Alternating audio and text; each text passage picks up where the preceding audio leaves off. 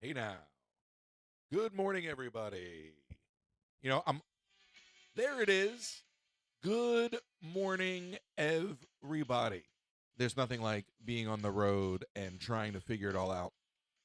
I had a full day yesterday at TikTok.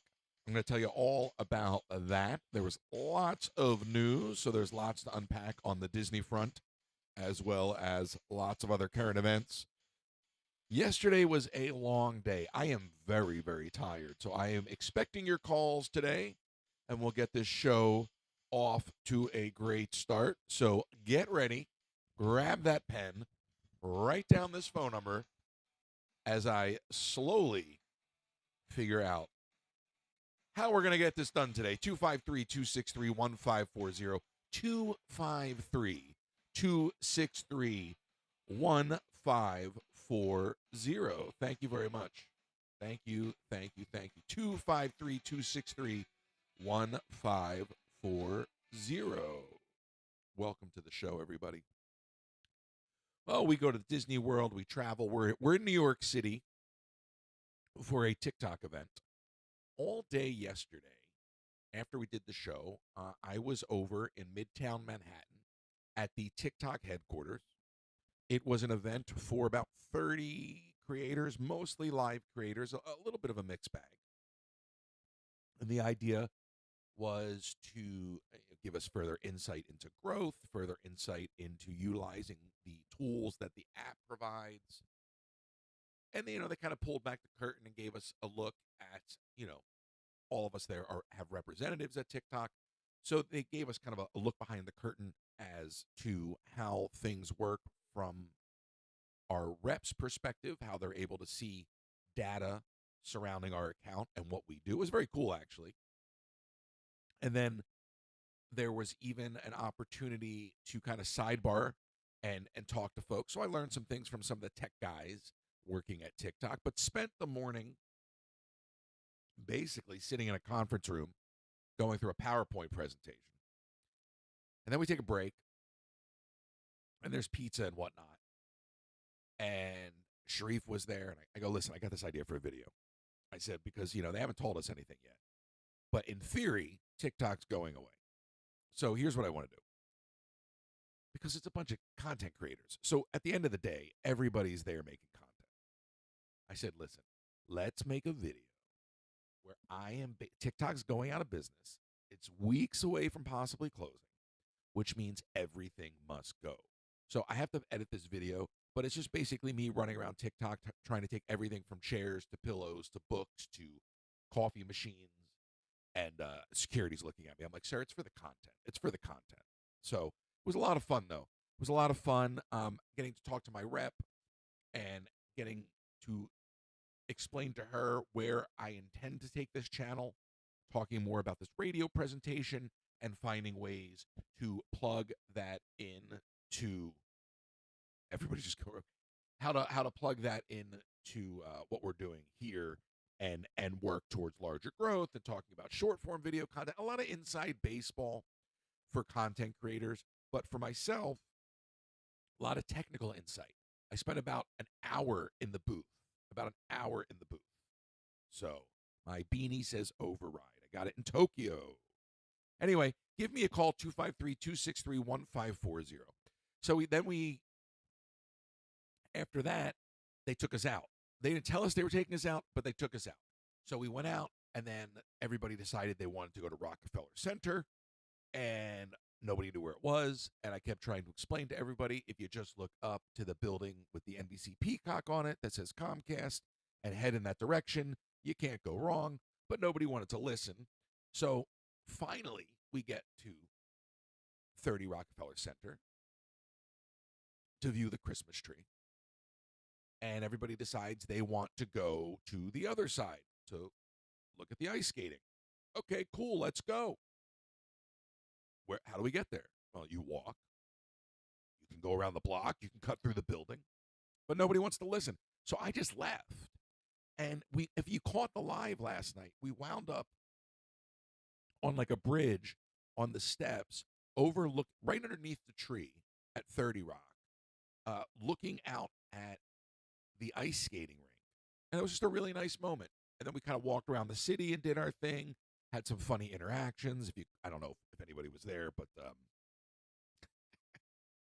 we walked past, was it Miss Saigon? No, it wasn't Miss Saigon. What show was it? Who was there? What show was it? Great Gatsby. So we walked past the Great Gatsby. So we're live, and we're going past the Great Gatsby, and there's like 4 or 5 folks still outside. You like the live? There's like 4 or 5 folks still outside from the show talking to one of the actors. And then I walk up, and I just stop. So now there's 5 of us, and I don't know who the actor is. And he's, typical New York fashion. He's coming out of the stage door and greeting the audience, and then he's going to just walk off down the street, going home. I'm standing there. So what do? I looked at him and I said, thank you. It was fantastic. Why not? What was I going to say? What was I going to say? I mean, yes, I could have said nothing, but I just felt like that would have been rude. I'm standing there.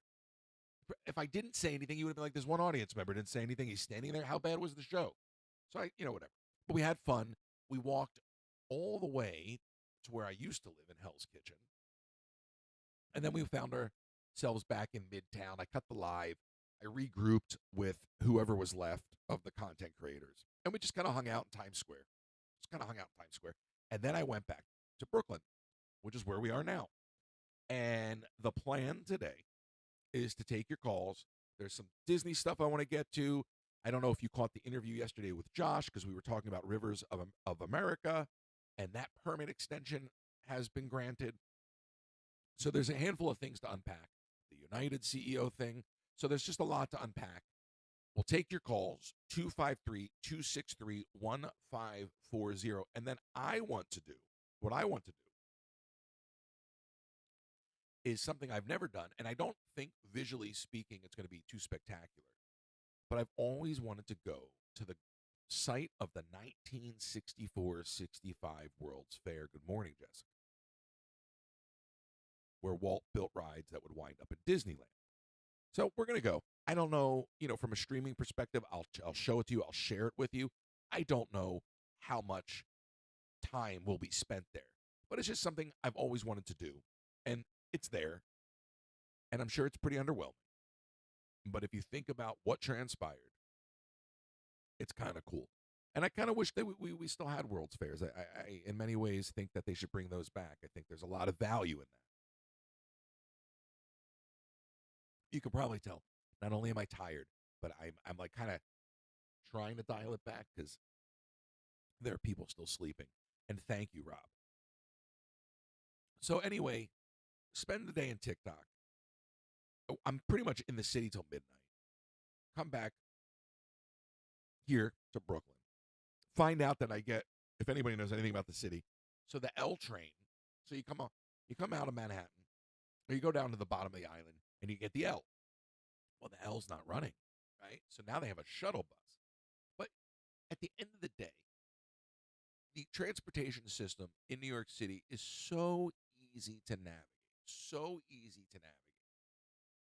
And it's like, even just walking around, it's so, if you just open up your eyes, it is so easy. And I remember when I went to Tokyo, and I was like, okay, I don't really know where I'm going, but how hard is it going to be to navigate this subway system? And once you kind of understood just the relationship between the zones, it wasn't hard to figure out. But I'm telling you, like, just walking through the city last night, the whole thing, like, it brought back so many memories. Even on the live, like, I went past, like, places that were just bringing back memories. But just even, like, doing all that last night, I'm like, wow, I feel like I haven't missed a beat, just kind of navigating your way through it all. But the city's got a lot of energy. I love Times Square. It's interesting. I walked through it on the stream, but they have, like, in the middle where the 2 for tickets are, they have like a little Christmas shop village. So we kind of strolled through there on the live, just something to see, something to enjoy. And when I cut the live later, and this is what gets me. So when I cut the live later and I regrouped with whoever was left from TikTok, they wanted to do, those things where they have the selfie ring that goes around? All right. They're everywhere. They are everywhere in the city.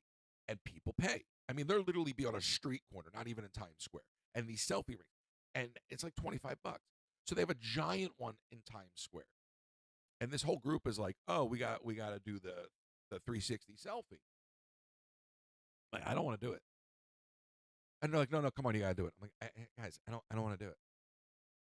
So we get up on the platform, and it's in the middle of Times Square. And I'm like standing on the outside. Sharif goes, "You better watch out because you're standing way too close. You're going to get whacked right in the head with that selfie ring." I was like, "That's a good call." Now the music starts, and it's Jay-Z and Alicia Keys, New York, and the selfie ring's flying around. And it whacks me right in the hand. I'm like, "Oh, I should have listened." So I don't really know what to do. So I'm just kind of like moving a little bit. Everyone's dancing. I'm moving a little bit. I'm like, oh, all right, 15, 20 seconds of this, right? Of the song. Well, I mean, tell me how they played like the director's cut, because we're up there for 90 seconds, maybe 2 minutes, and we're all looking at each other like this. Nobody's going to use this much of this video. Like, we're all content creators. Like, sir, you can cut this now.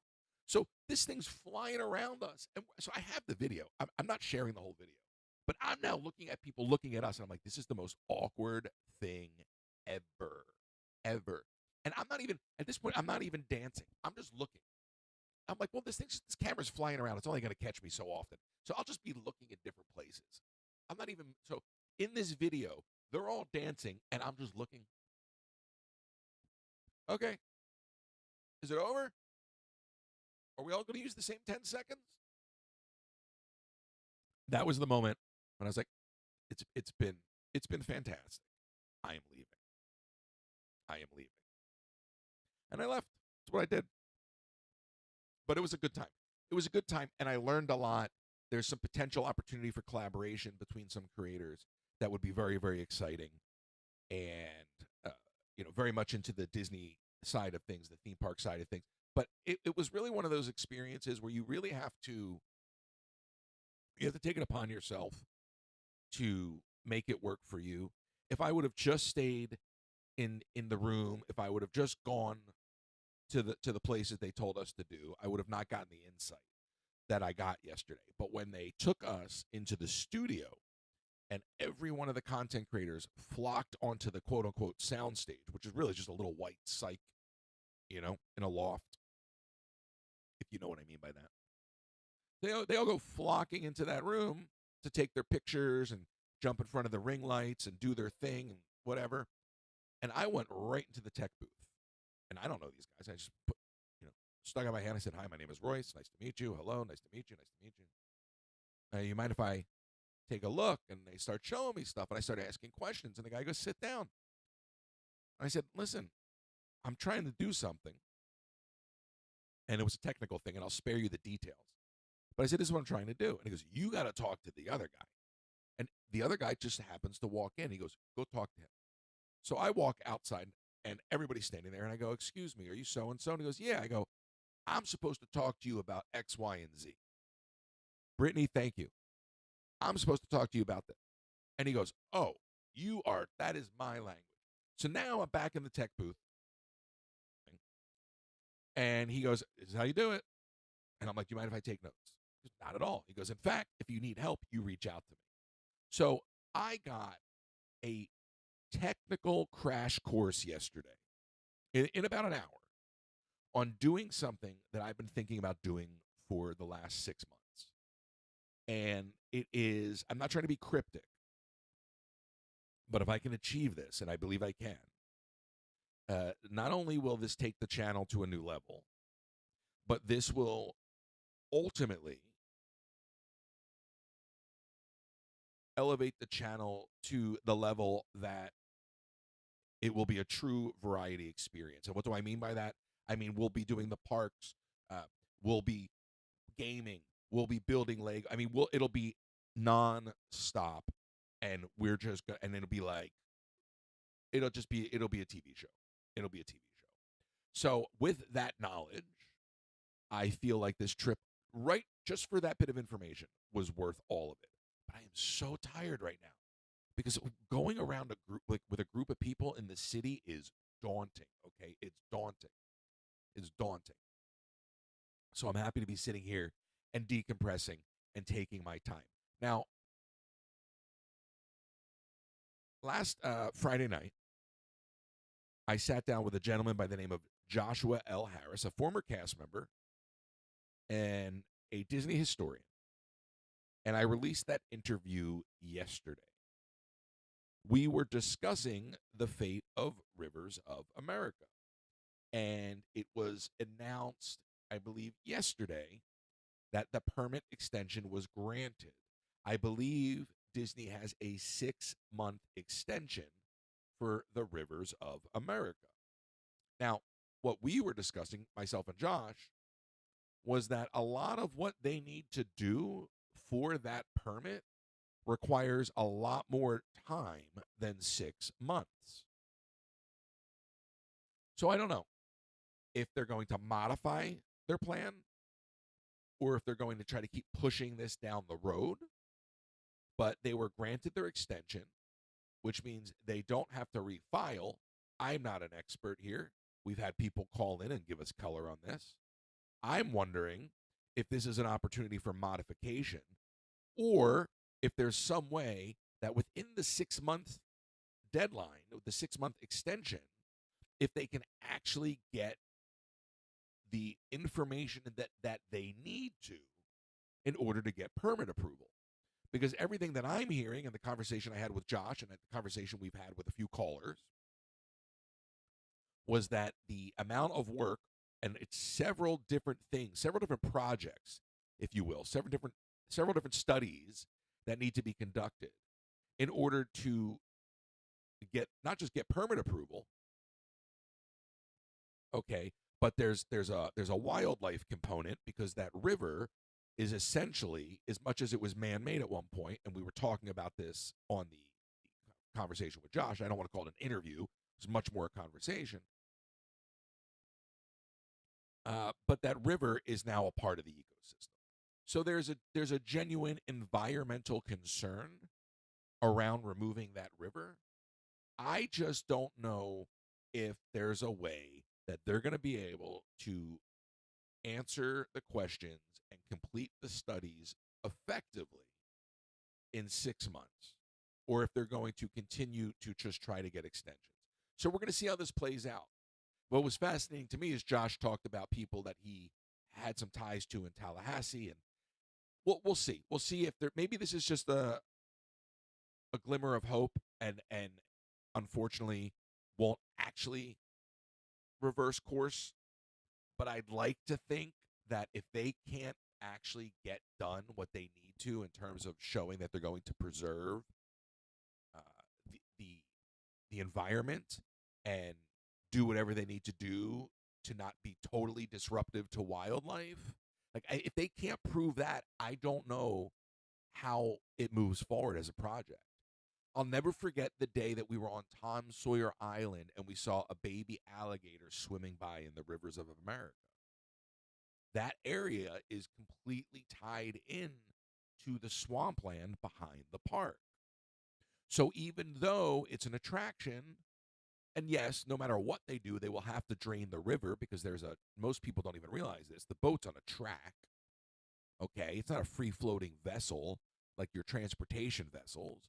The Liberty Bell's on a track. So one way or the other, they have to drain it to service it. My concern is because Disney is so silent from a PR perspective, is that when they choose to drain the river without any sort of announcement, there's going to be a level of outrage without understanding. So I would hope that at some point, somebody who's working on the PR side of this company would say, maybe if we're a little bit more communicative with our audience, with our consumers, then maybe we won't have the kind of backlash we have. So I would just suggest that maybe somebody within the company tries to be a little more transparent. Everybody understands that things change. Okay? But this shell game that we're playing of purposely deceptive concept art and and sort of like backhanded promises, like we're going to have conversations about how to preserve the Muppets, which I heard a very interesting take on that I'll get to in a moment. But the way they're choosing to handle these things shows such a lack of respect, not just for the founders, meaning the Jim Hensons, the George Lucases, the Walt Disney, but a lack of respect for those that admire and appreciate the founders. And if you continue to show not just a lack of respect to the visionaries, but a lack of respect to the consumer, you will in turn create an opening in the market for somebody to come along and outdo what you do. Why now? Why? Let me tell you something. It's unbelievable what's going on. I'm not going to get into the details, but I just saw something pop up on my screen. Unbelievable. It's like I feel like some days I feel like I'm spinning plates. So all I would say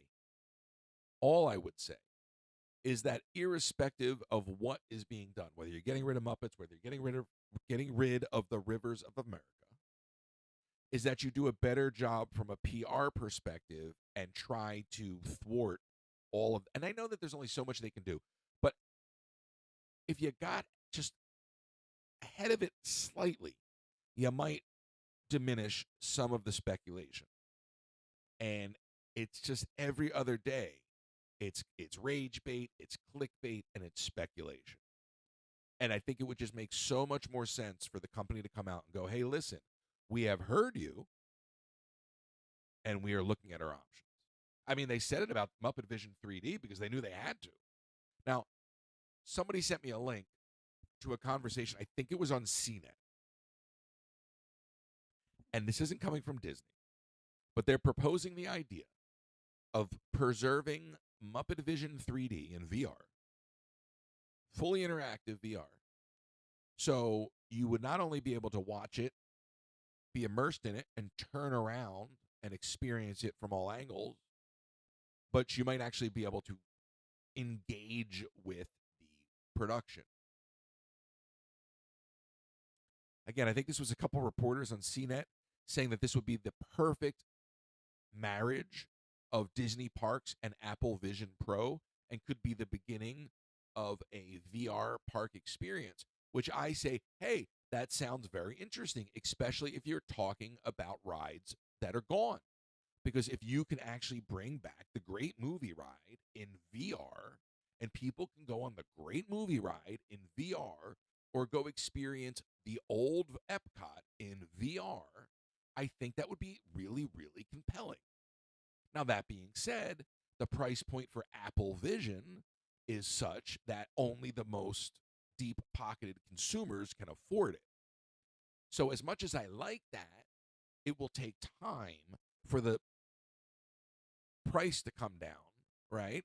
Early adopters always spend more money.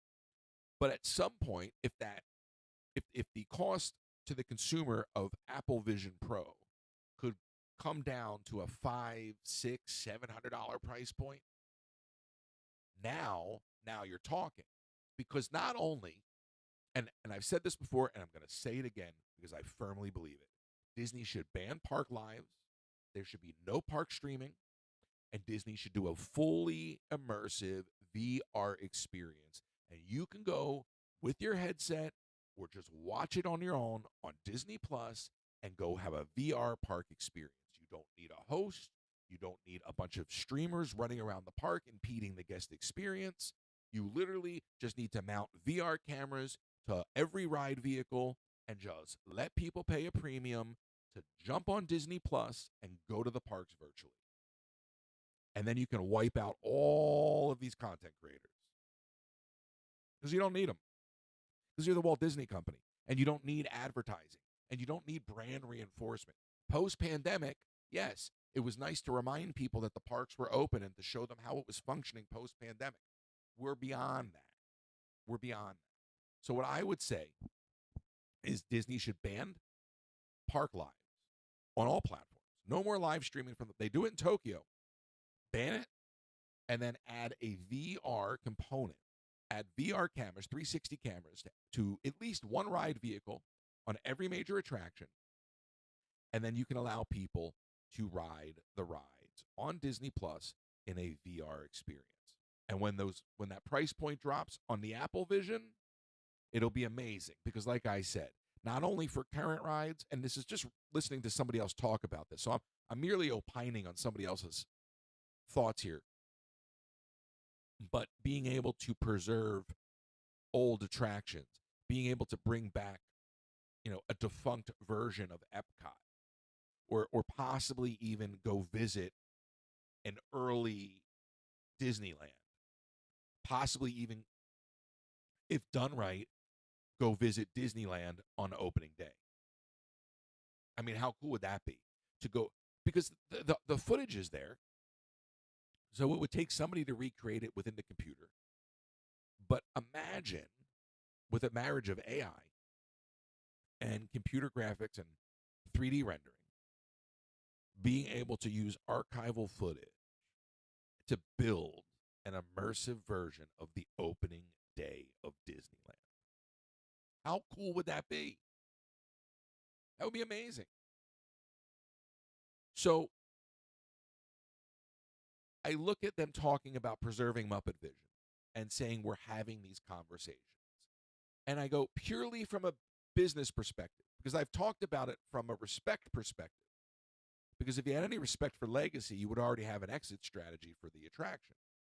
But from a business standpoint, it is a lost opportunity to announce something in that moment when the fever pitch is that high. Imagine saying we're getting rid of Muppets, but here is this thing that we're going to be providing, which will allow Muppet Vision 3D to live on forever. Imagine if a company like Disney had enough creative energy and desire to actually plan what they were going to do and not just to, on a whim, make an announcement.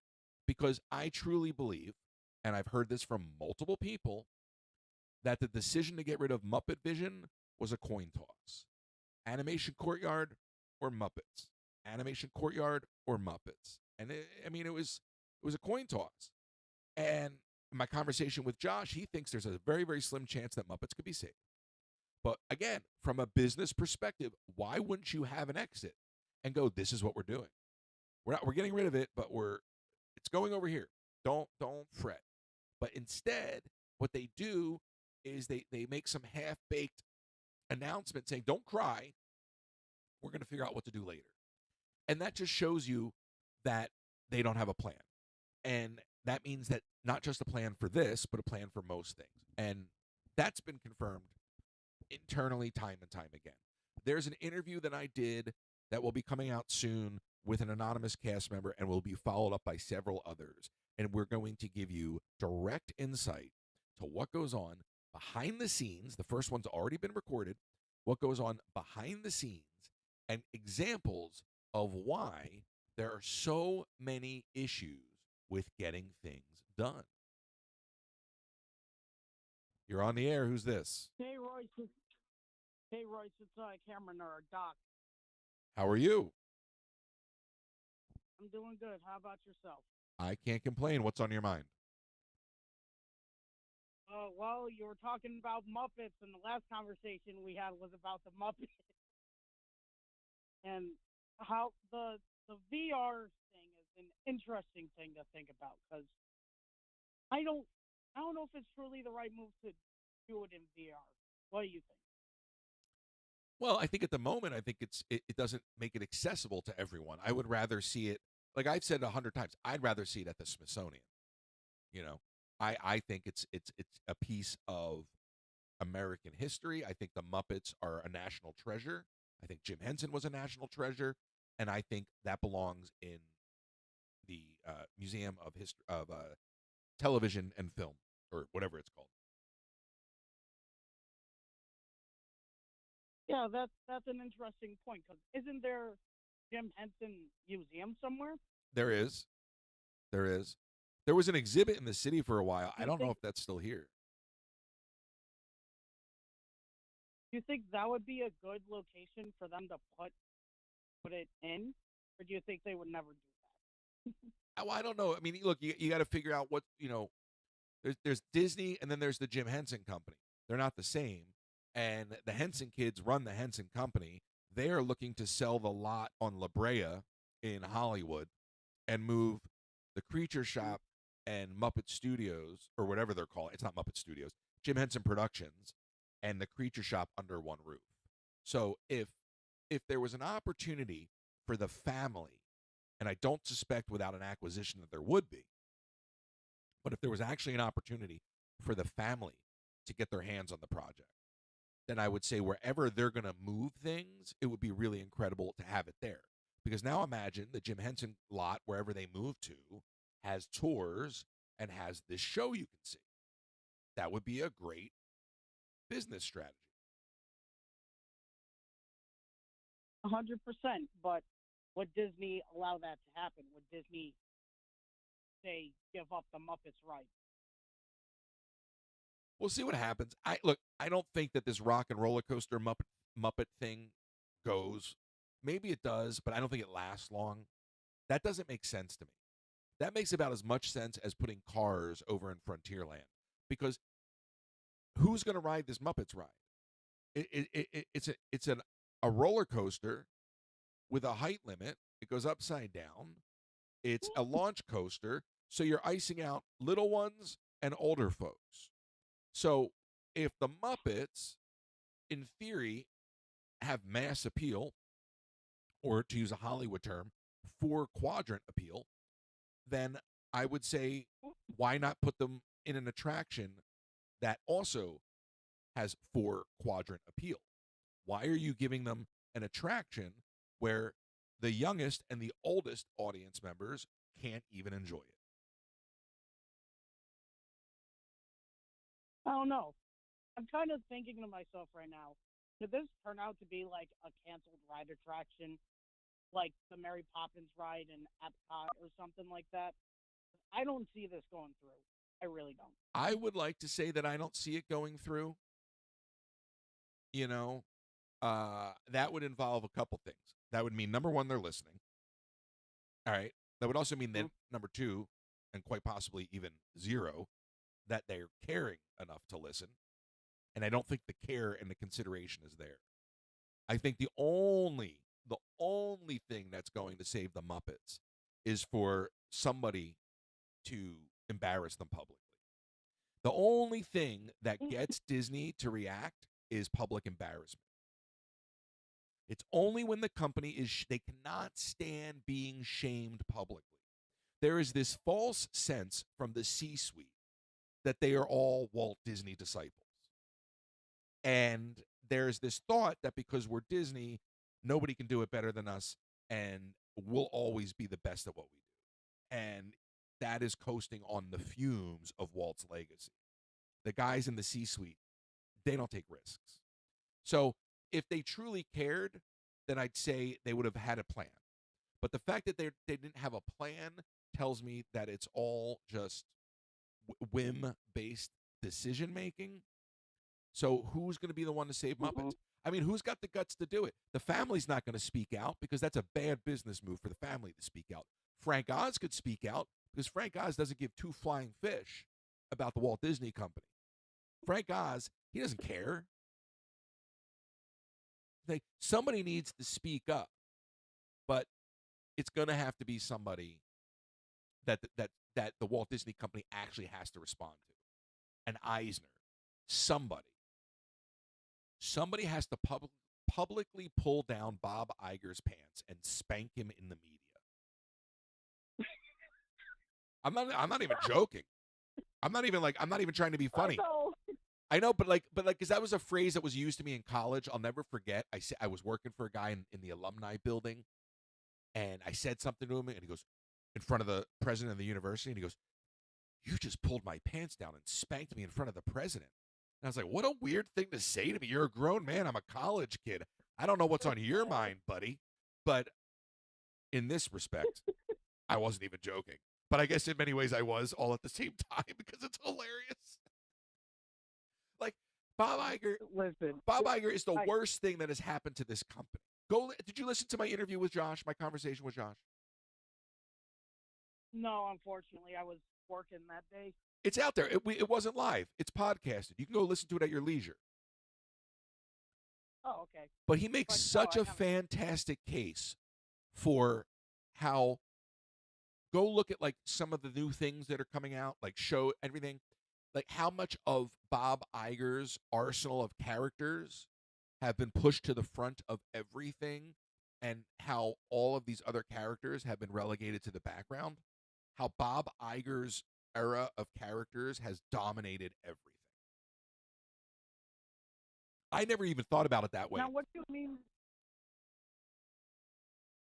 Well, what do you mean by like characters? Like characters in movies and the TV shows and stuff like that? In the parks, so Pixar, Star Wars, Marvel, Fox, Bob Iger acquisitions taking front and center, constantly being prioritized so they can recoup. I see what you mean now. Definitely, because oh, now that you say that, now it's got me thinking. Because they definitely have been pushing those all front and center in the parks, like Guardians of the Galaxy in Epcot, Monsters Inc.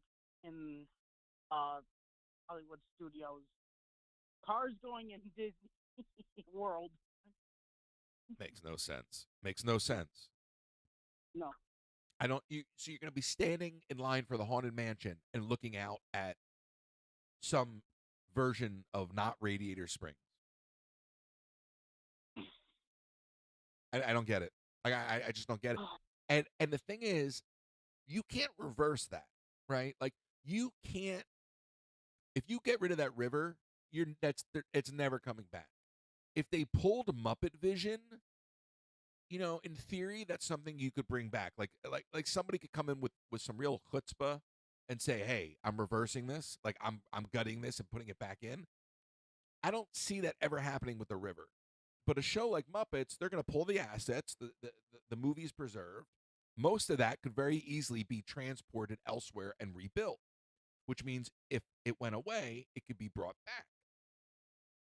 They got a whole other copy of the show in a warehouse somewhere from California Adventure, which, by the way, that should have been the writing on the wall years ago for everyone. When they added that to California Adventure and then got rid of it, that should have told everybody what you needed to know. Not that that was the original, but the fact that they put Muppet Vision 3D in California Adventure and then took it out should tell you all you need to know about their feelings on the Muppets.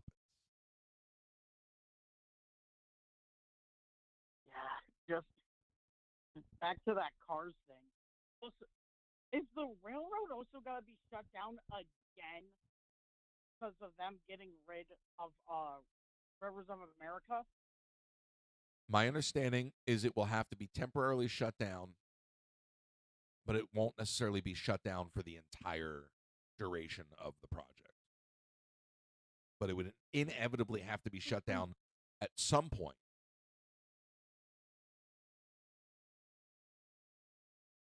Oh my god! Yeah, Big Thunder Mountain. They're making. I say just. Go on. I just say they don't do the Cars expansion. I say leave Rivers of America. If you want to, do the Villains Land because that's what people are most interested in anyway. No one was really interested in Cars coming. Yeah, I'm just concerned that when you Yep. look at the current state of things, whether we're talking about the quality of the parks, the cleanliness of the parks, the thematic integrity, uh, the upkeep, the maintenance. When I look at all of those things, and I look how, as a whole, the parks are really underperforming. Not in terms of attendance. I'm talking in terms of the brand, right? And in terms of quality standards. I don't even want the Villains Land. Like I want villains. Like we've wanted a villains park for as long as I can remember. But if the Villains Land is going to be the Bob Iger model of, you know, 2 rides in a restaurant or even 1 ride in a restaurant, then I don't want it. Look at Avengers Campus. Avengers Campus, dare I say, is so cheap. So cheap. I remember being so underwhelmed and couldn't even wrap my head around how underwhelmed I was when I saw Avengers Campus for the first time. And if anybody remembers Bugs Land, Can I yes, sir. can I tell you something? I think Avengers Campus is the worst themed land single-handedly in all of Disney World, in all the parks. Well, the story goes they purposely said make everything like smooth and concrete in this land, so in 10 years we can retheme it to something else with minimum impact or minimum cost. And if you look at Avengers Campus, it is very much. I don't remember who said that, but if you look at Avengers Campus, that is literally like it's all concrete exterior, smooth facing, front facing buildings. Everything is like would be so easy to retheme. Now, whether they They also whether they decide to. whether they theme it to something else Marvel or just completely make whatever, I don't know. But it is literally it is like a prefabricated concrete land.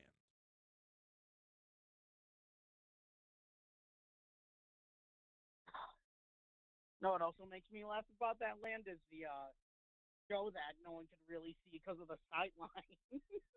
Oh, the whole thing's a mess. Even the way they like it's cool that they had the Spider-Man going by, but the way that they have like where they set that up and where people are forced to stand, like it was just not well thought out. And I know what show you're talking about, but I'm thinking of the Spider-Man. And then they have that little spider bot shop right there, and I'm like, this is a high trafficked area, and now people are stopping to watch Spider-Man. It just seemed to me like I don't know. I personally think Bugs Land was themed better, even though it was for little ones. It was themed better. Like it wasn't plussing the park. Like the what is the ride called? What is the Spider-Man ride called? Xbox Connect. What is it called? I could not tell you. I really don't know the name of that I ride. don't even know. What is it called? Into the Spidey bots. What is the ride Spider called? Quest. I don't know what Let me nobody look it knows. up. What is the ride called? What is the Spider-Man ride called? Anyway, it's a horrible ride. It's Toy Story without the controllers. Web slingers. Oh, web slingers. Okay. There's a reason I forgot what it was called. So you get on this ride, and they put you in a shipping container because that's what it feels like, with the sides off. And it's basically like an Xbox Connect. So you go in front of these giant screens, and you're supposed to shoot webs, like you throw your arm out there. But it's so chaotic and frenetic that you don't know what's going on, and you don't know what impact you're having. And then I guess there's like an upsell with the I would call them a gauntlet for lack of a better phrase, but obviously there's always the upsell with the toys and the attachments. But I do this thing, and it's like it's fun for a minute, but then by like the third one, I'm like I'm tired. Like I don't want to do this anymore. Also because I don't know what it's doing, and I don't feel like I'm getting anything out of it. And yeah, it's cool, but you're putting me in a car and just putting me in front of a screen. It kind of reminds me of the Transformers ride from Universal Hollywood. But at least with that, I felt Yeah. like I was on a ride. With the spider bot thing, you're basically just you put me on a flat track. I mean, so these are my concerns for Villains Land because if they're not going to elevate it, if they're not going to do it right, then not only is it going to fall flat, but the expectations are so high because the desire for Villains Land has been there so long that that they're almost operating at a deficit. In other words, they really Hello? got to knock it out of the park to impress people.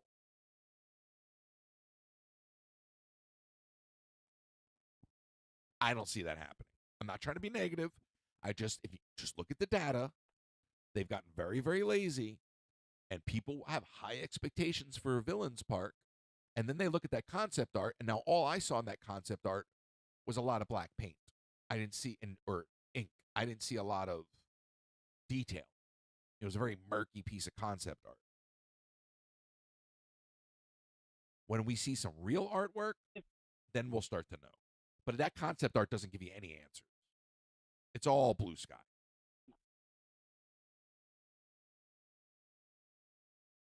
If this were old Disney, I would like to believe that with the new Villains Land, they would be adding like 5 new rides, 2 new restaurants, and a show. Because that's what I would expect out of like a Villains Land. Because they have so many iconic villains they could choose from and pick to add to that part of the park. Well, everybody wanted a villain's gate. The old desire was to have a villain's park. And I understand why having another park, opening up another gate, doesn't make business sense right now. But I almost think it's better to not do Villains Land, even though like that's not my fight. I don't care.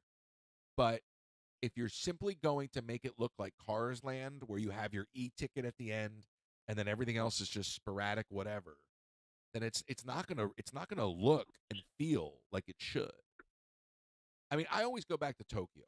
When you go into that Jules Verne inspired area in Disney Sea, the scale and the magnitude of what they built when you go behind the volcano, when you go into that area of Journey to the Center of the Earth and 20,000 Leagues, you are blown away by not just the detail, but the commitment to scale. I mean, it's not just a giant facade of rock in the distance that you're looking at. You are in this volcano. You are in this mountain. I mean, you are in it. Like you've walked into it. And I look at stuff like that and I go, can you imagine? Could you imagine if they did something like Villains to just 50% of the quality standards of what they're doing in Tokyo? If they did just half of what they have going on there that I just described in Disney Sea with something like Villains, and you know they're capable. They didn't quite do it with Galaxy's Edge because Galaxy's Edge still doesn't even come close to what's going on in Disney Sea. But it shows that they're capable of doing good immersion. And if they really wanted to, Villains Land could be a highly immersive experience. But if you look at Cars Land, and if you look at Avengers Campus, and any of these other expansions, even what they're proposing for this new Monsters Inc. land, it is the bare minimum. It's shop, food, ride, we're out. Shop, food, ride, we're out. It's all cookie cutter. This is not the Eisner era. In Michael Eisner's day, he would have spent $1 million to fix a mistake. Michael Eisner was known for going, do it this way. And they'd go, sir, you shouldn't be doing it this way. And he goes, no, do it that way. And he wouldn't listen. And then he would do it, or they would do it, and then he'd go, oh, you were right. All right, we're going to fix it. And they go, well, that's going to cost like $1 million. He goes, just do it. So at least as brash as Michael Eisner was, he was capable of recognizing his mistakes, and he was willing to spend to fix them. This current version of the company just seems to double down. That's all they do. I saw a picture the other day of like these tables that are being like clamped to like a fence in Disneyland. Like they're like, I don't even know how to describe them. It's almost like, imagine like a snack table, like, but it looks like it's like a Murphy bed, like something that folds down, like the seat tray on the back of an airplane, like on the back of an airplane airplane seat. So they've got these little trays in Disneyland near, I guess it's near Grizzly River Rapids. And these little trays are mounted to the railing, and then they're wrapped in what looks like a Party City tablecloth. And I'm like, where are we? Now I'm looking at a picture, I wasn't there. But I'm like, what is this place? Like, never in a million years would that fly. Why am I looking at this place now and it feels like Chuck E. Cheese to me? And that's the concern I have when we talk about expansion.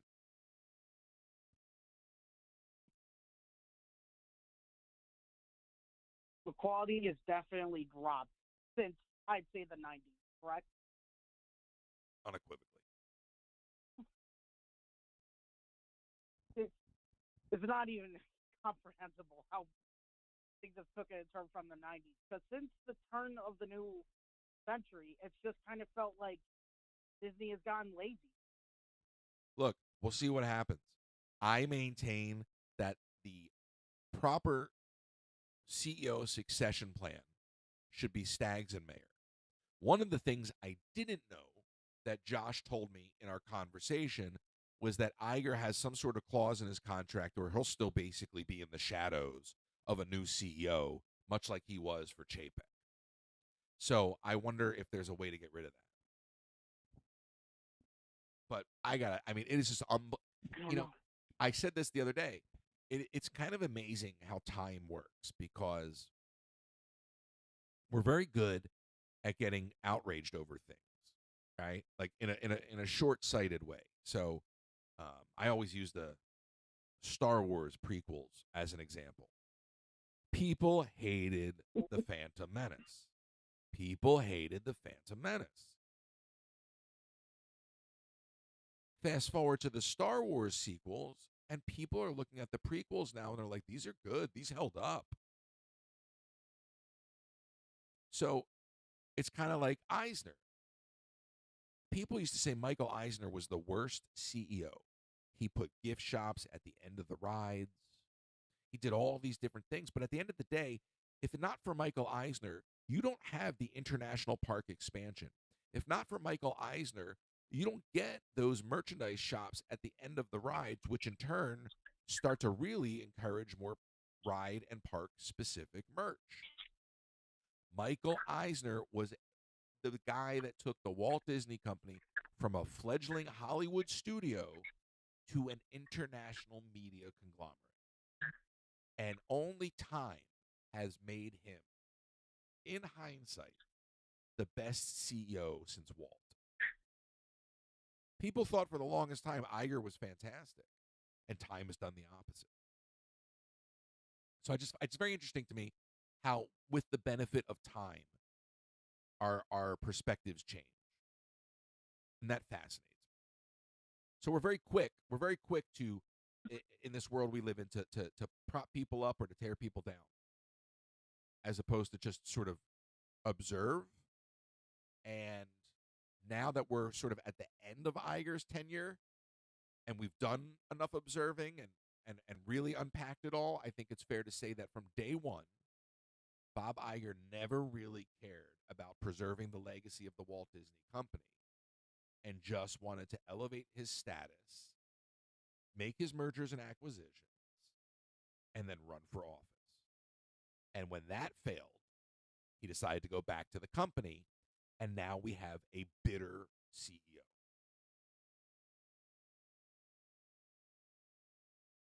Yeah, that's the unfortunate part of the business world. Some CEOs just don't care about the fans and the families that come to these parks. They only care about profit margins. Now, I'm going to geek out for a second. I don't like the word fan. You want to know why? Yeah. You know what it's short Why? for? What? Fanatic. A fan is a fanatic. I don't like the word fan. I understand what you're saying, and I'm not knocking what you're saying. I'm just bringing up a point. Because fanatics maybe aren't going to be the most rational minded when it comes to things.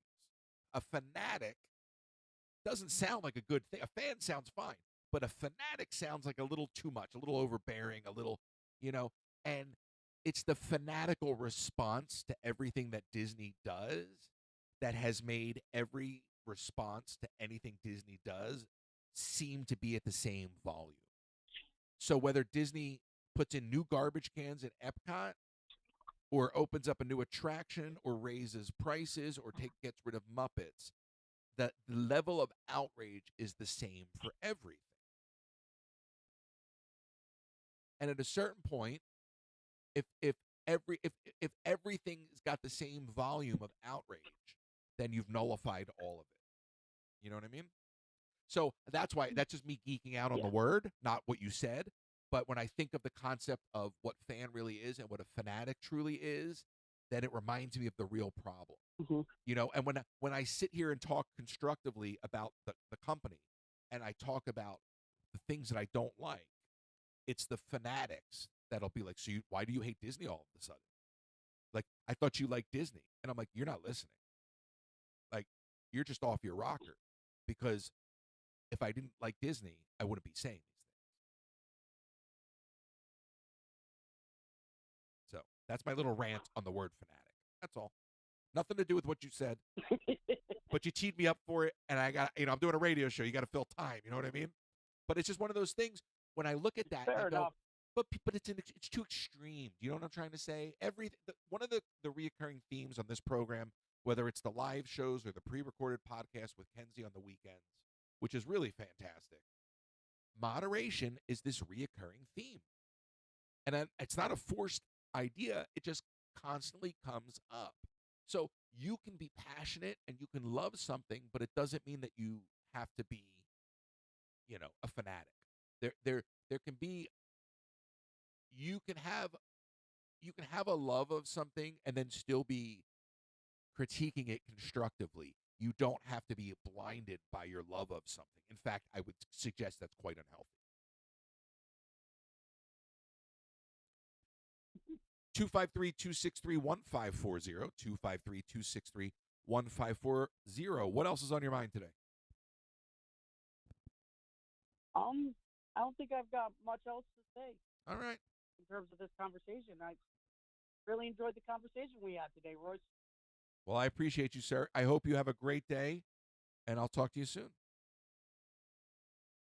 Thank you. Bye-bye. Thank you. Love that. Love that. 253-263-1540. 253-263-1540.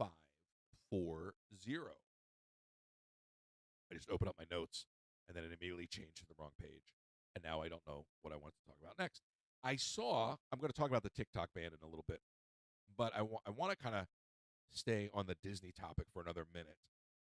I don't know how true this is, but I saw that they're contemplating pulling the Mufasa release, but then I saw that they had the premiere. But I heard on the heels of the whole Jay-Z thing, I heard that they were contemplating pulling it, but I don't know how accurate that is. Can you comment about, or can you talk about the recent Guardians of the Galaxy going down? I don't know anything about that. I don't know what's going on with Guardians of the Galaxy. 253-263-1540. 253-263-1540.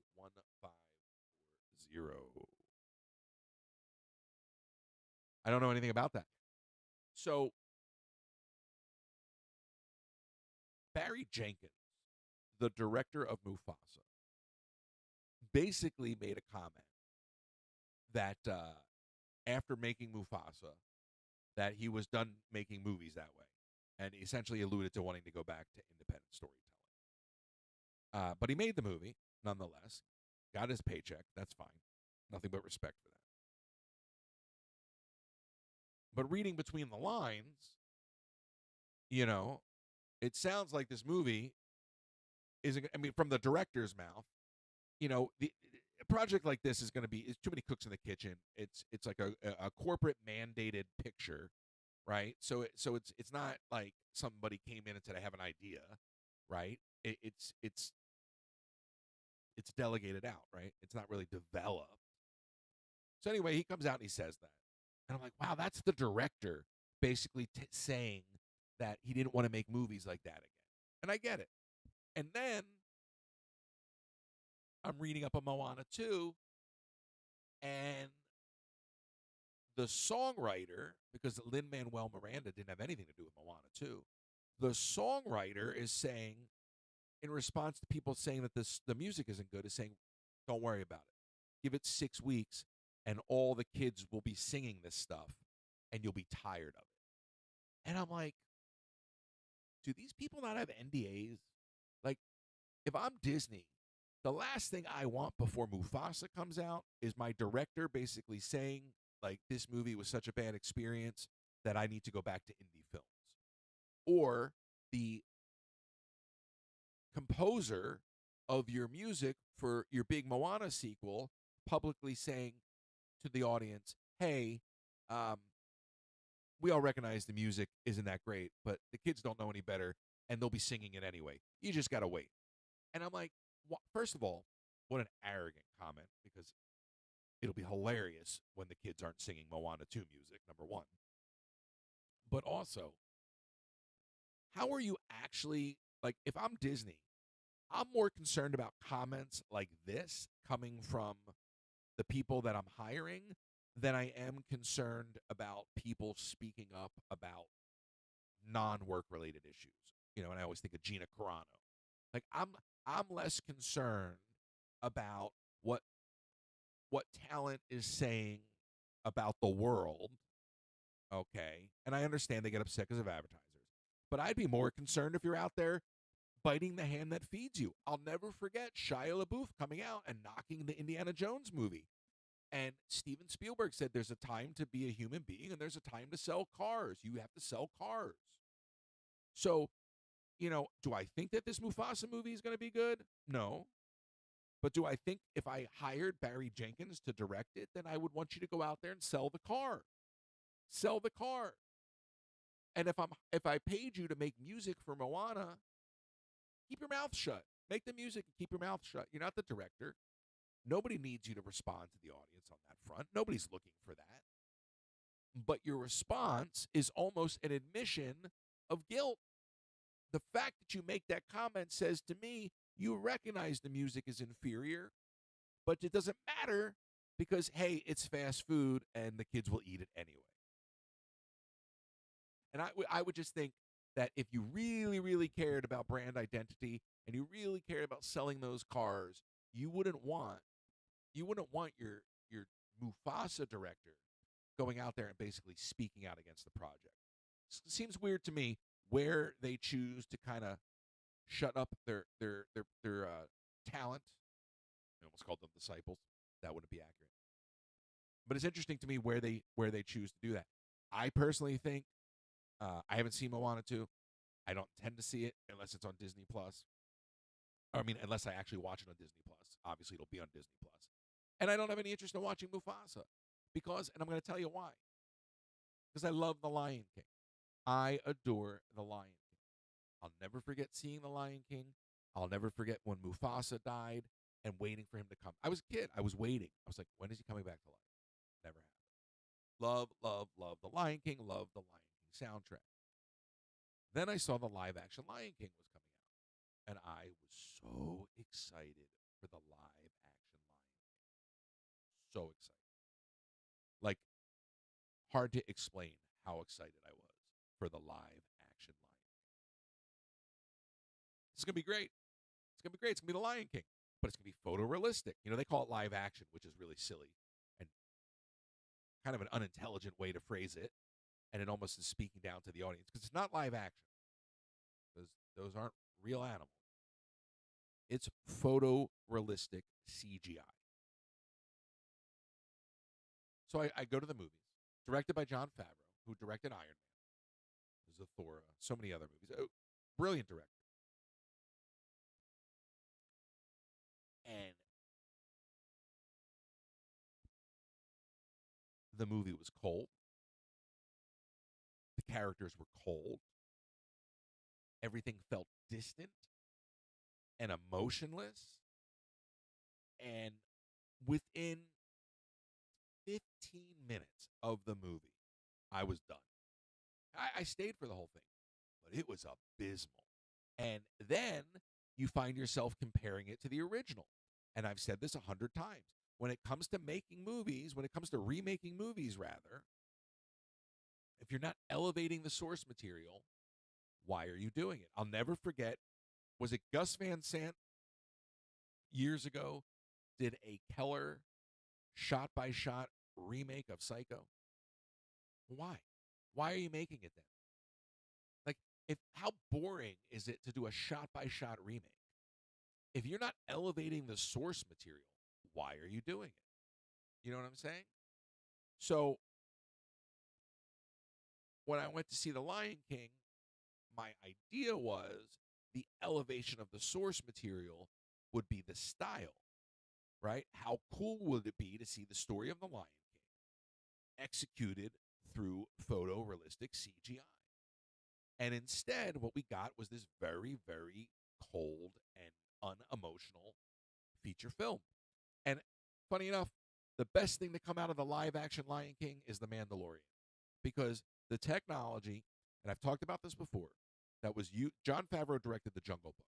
The technology that they implemented in the Jungle Book using Epic, the same people that brought you Fortnite, and it's kind of interesting to see how it all ties together, but using the Unreal Engine, they took it from the Jungle Book to the Lion King, and then they took it from the Lion King, and then they took it to the Mandalorian, and they built the volume, and they used the same technology from those two feature films to develop the volume, which is the immersive set of like LED screens that they film in. So, from a technical perspective, the movie led to great success, but the movie itself was a bit of a snooze fest. And again, why do we need Mufasa? Like, what? It's not a story anyone's asking for, number one. And number two, you're going right to the photorealism, which means the story's going to suffer, right? Because it's not going to resonate. Like, I would have been of the mindset of give us an animated Mufasa. And if they've done this and I don't know about this, forgive me. But I'm of the mindset of, going off of that. I think it was Lion King 1.5 or something that people love. So there's source material there that they could have played off of, but either which way, these live action, these photorealistic remakes, they bomb anyway. They're never good. Snow White looks like it's going to be abysmal. So I just, you look at what's going on, whether it's in the parks or whether it's in the movies. And I'm just the kind of person that says, if you're going to do something, do it right. Elevate the source material. If you're going to get rid of Splash Mountain, you sure as heck better be replacing it with something of the same quality. Now, I'm not talking about the theme. I'm just talking about it better run. I'm talking about it better look as good. I'm talking about it better be a plus, not a minus. What's up, Ellis? Hey, what Did you? what you think about the live action Aladdin? Wow, you just like right out of the gate, bro. You're like a launch coaster, 0 to 60, 0 to 60. It was okay. I think it was one of the better ones. But I think the Oh, problem with the live action uh-huh. Aladdin, I mean, the problem with doing anything with that genie is nobody's Robin Williams, Yeah, and right. that's a huge problem. So it was okay. I think in many ways it was probably out of the Yeah. ones I've seen the best one.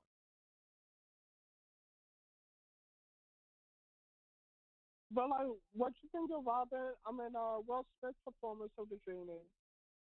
What did I think of what? Will Smith's performance of the genie. It was okay. It was okay. It was a Yeah. little annoying, Mhm. you know.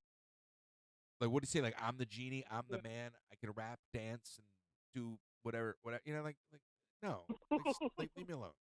Felt like Mhm. remember when Shaquille O'Neal played a genie? Do you remember that? What was that? No. Kazam?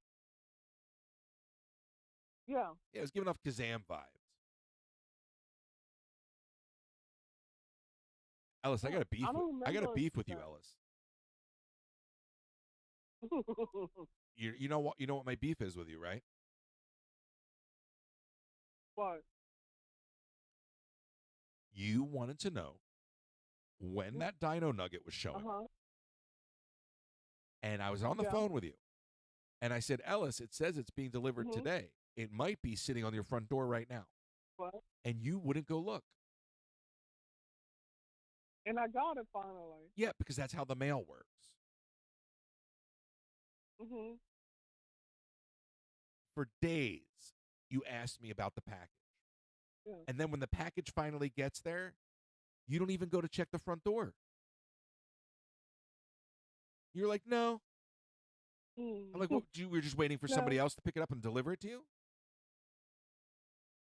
No. I was gonna go get it by without.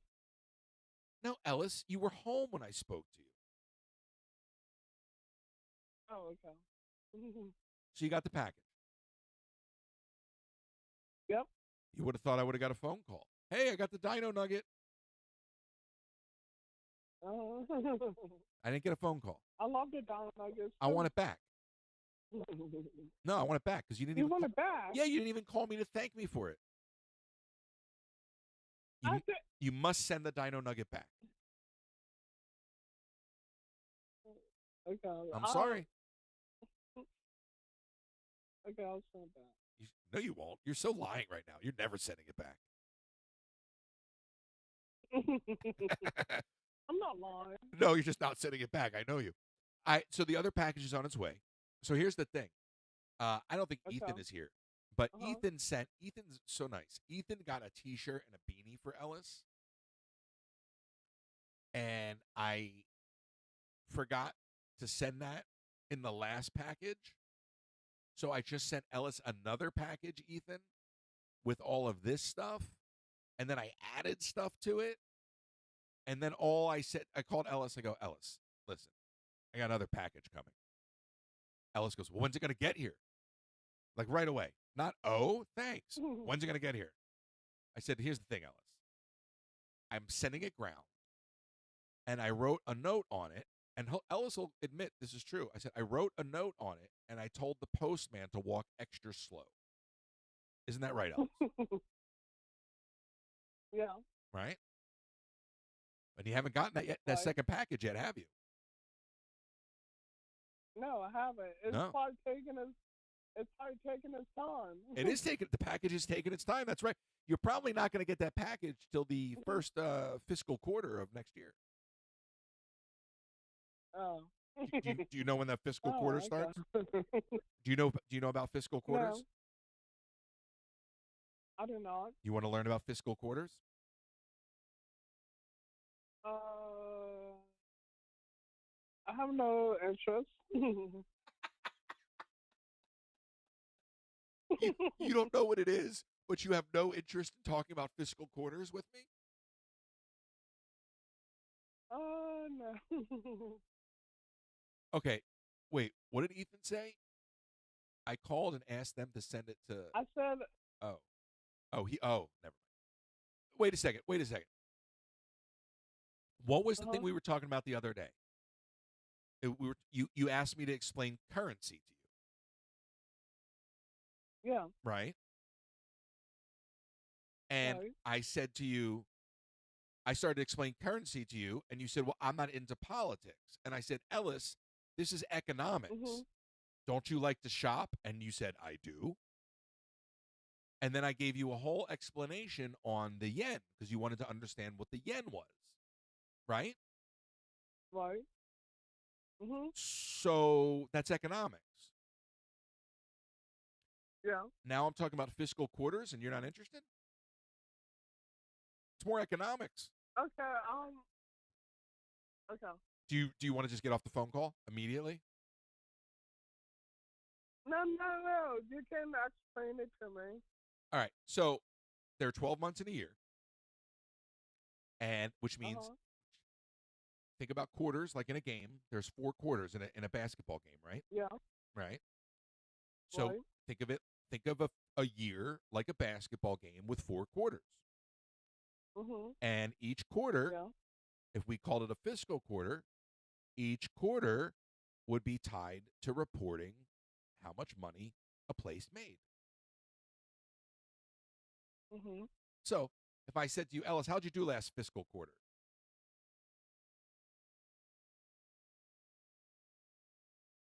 How did I do?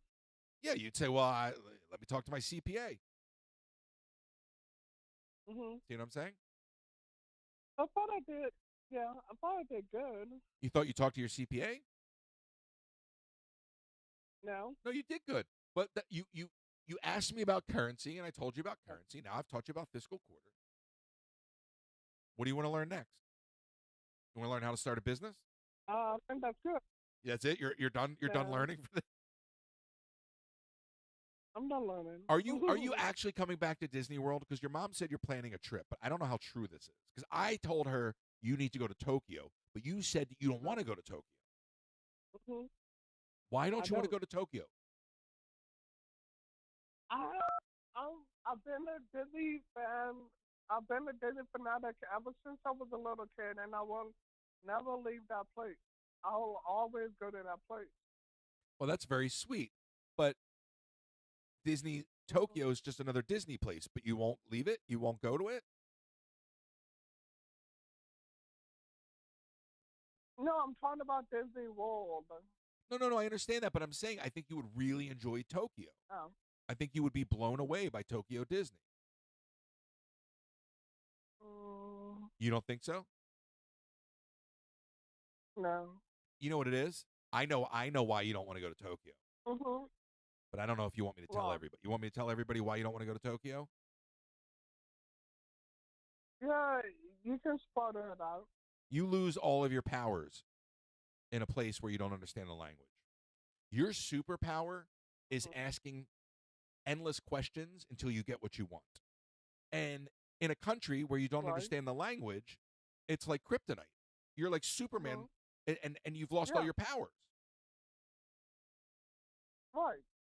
You know what I'm saying? Uh huh. You'll have no control over anything in Tokyo because you won't speak the language. That's why you won't go. Because you won't be able to get your Right. way.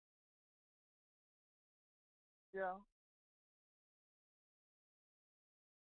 I know you too well. And I don't know. And I don't know whatever it's Japanese, Chinese. I don't know any of that language. I'm sorry, one more time? I don't know any of that language over there. Did you say whatever it is, Japanese or Chinese? Mhm. Let's parse this out. Which one do you think it is? Which one do you think they're speaking in Tokyo, Japan? I'm thinking they're speaking Japanese. Good job, Ellis. That makes sense. So then where would they be speaking Chinese? Mhm. In China. Wow. Wow.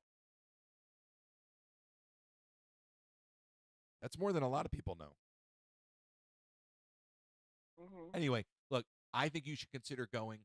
I understand that you're probably nervous. You don't like the idea of being on the plane that long, and you don't like the idea of not knowing the language. Mhm. But I think you would go Right. to Disney. I don't know if you'd even like Disney Sea. Part of me thinks you wouldn't even like Disney Sea, Mhm. but I think you would love Yeah. Tokyo Disneyland. Mhm. Plus, I've never been in a plane that long though. Also, either. So what? Have a glass of wine, take a nap. I don't drink wine. Well, you're gonna start, buddy. If you're on a 12-hour flight with me, let me tell you something. You're drinking wine, whether you know it or not. I'll put it in your Coke. I do not drink wine. You drink Sprite, right? You drink Sprite? Yeah. All right, a little Sprite and cranberry. Uh huh. A little Sprite and cranberry. You know what I mean? Yeah. Little Just little Sprite and cab. a, You know what I mean? no. Just, pay no attention to the red Yeah. Sprite. Mm. But I'm always a Disney World kid at heart. I will never not go to Disney World. Yeah, I get it. It's But like but I Ellis, have that I have that special place in my heart. aw, that is sweet. But would you not go to Disneyland? I want to go to Disneyland. I've never been. You would love Disneyland. Mhm. Why does Disney World have a special place in your heart? What is the memory that I know that just seeing when first walked up on Main Street and seeing Cinderella Castle, it was like breathtaking. what was that last part? Walking up onto Main Street and seeing Cinderella Castle for the first time was breathtaking. Oh yeah. I love Main Street. You know Mhm. this. I could just stand Yeah, on I that did train that. station platform and just stare at Main Street and the castle. Mhm. Do you remember your favorite ride from Disney World growing up? Splash Mountain. with Splash Mountain. All right. So here's a really funny story. Do you remember the first time that we rode Splash Mountain? Yes. So I think we were like on the other side of the park, and we're heading to Splash Mountain.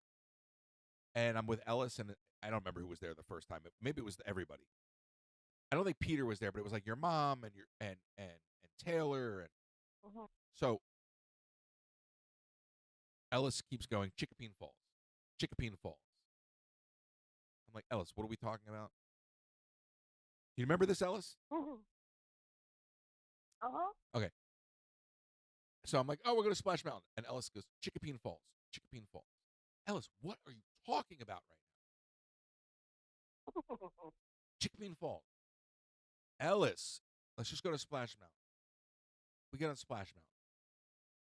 And you go up the lift, and you go around the bottom, then you come up top there.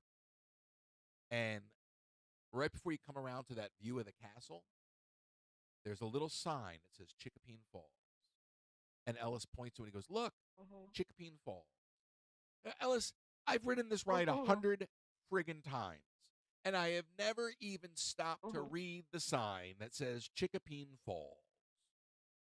And I mean, like, I'm amazed at like what you absorb when you're in these parks, because that is such a small detail on a sign on the left-hand side of a ride in a place where like nobody's looking, and you knew it.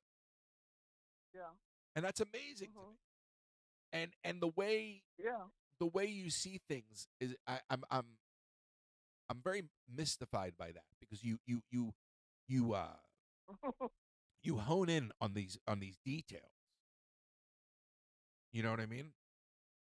And you fixate on these things, and you remember them.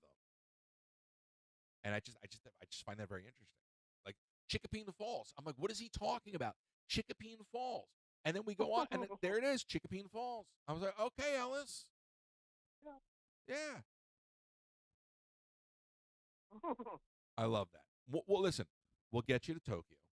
We'll get you to Disneyland at some point. Wait, not Turkey. All right, we'll talk. We'll talk. You want to go to China? No. You don't really want to leave America. Not really. We want to go to New Jersey? Not after the coat. Not after the pandemic.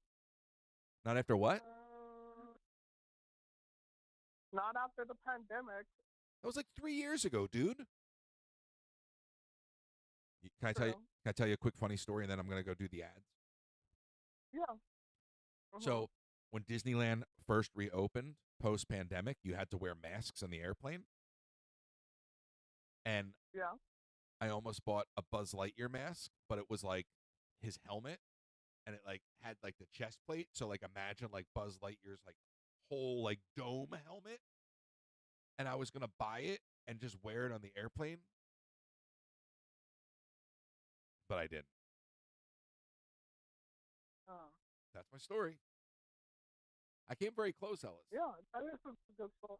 I did buy a welder's mask, but then I opted not to take it on the airplane, because people were being ridiculous. They were wearing all sorts of crazy masks.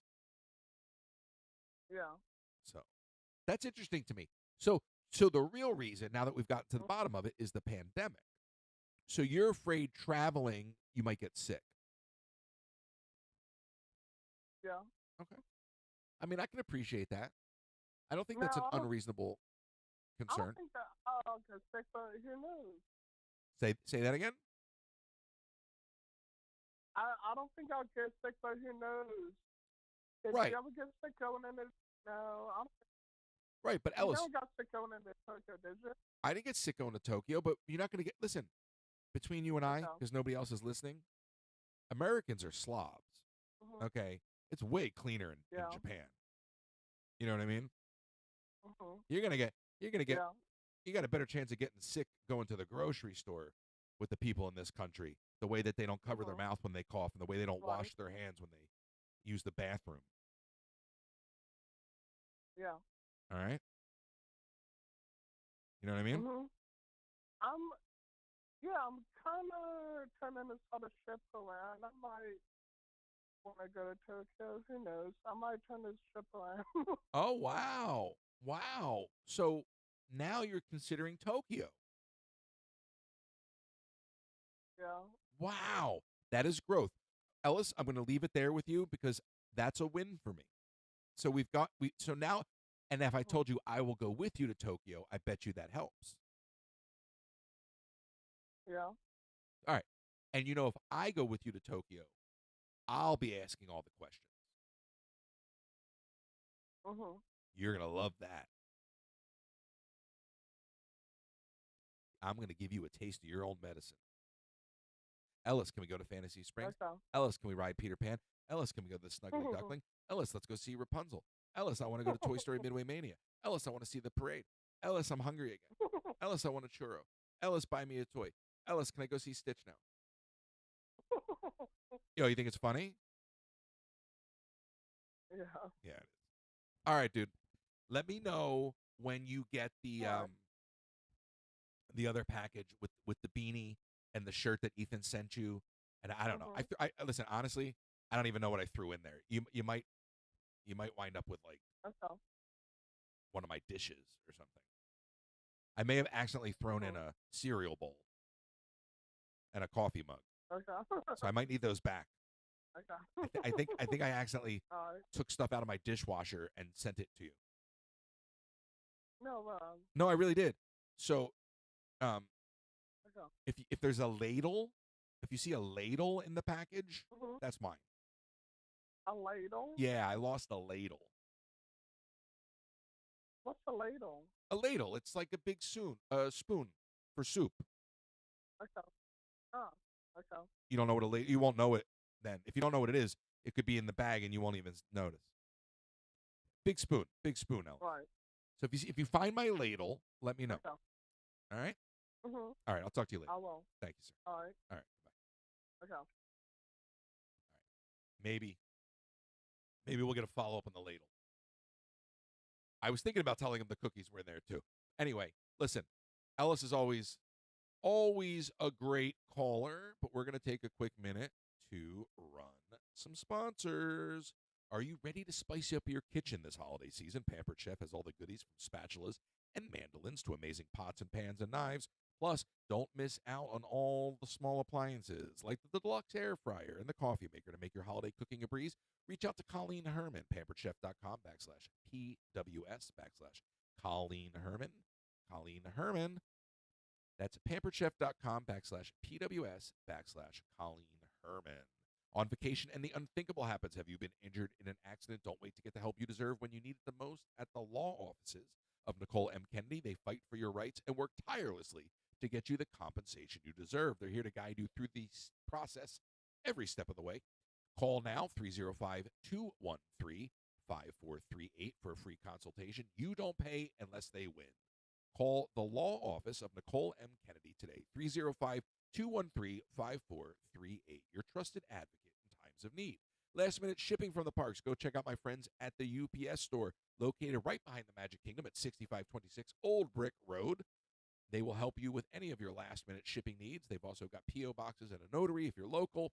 So go to 6526 Old Brick Road, the UPS store. Tell them Joe Coconut sent you, although they probably don't even know who he is.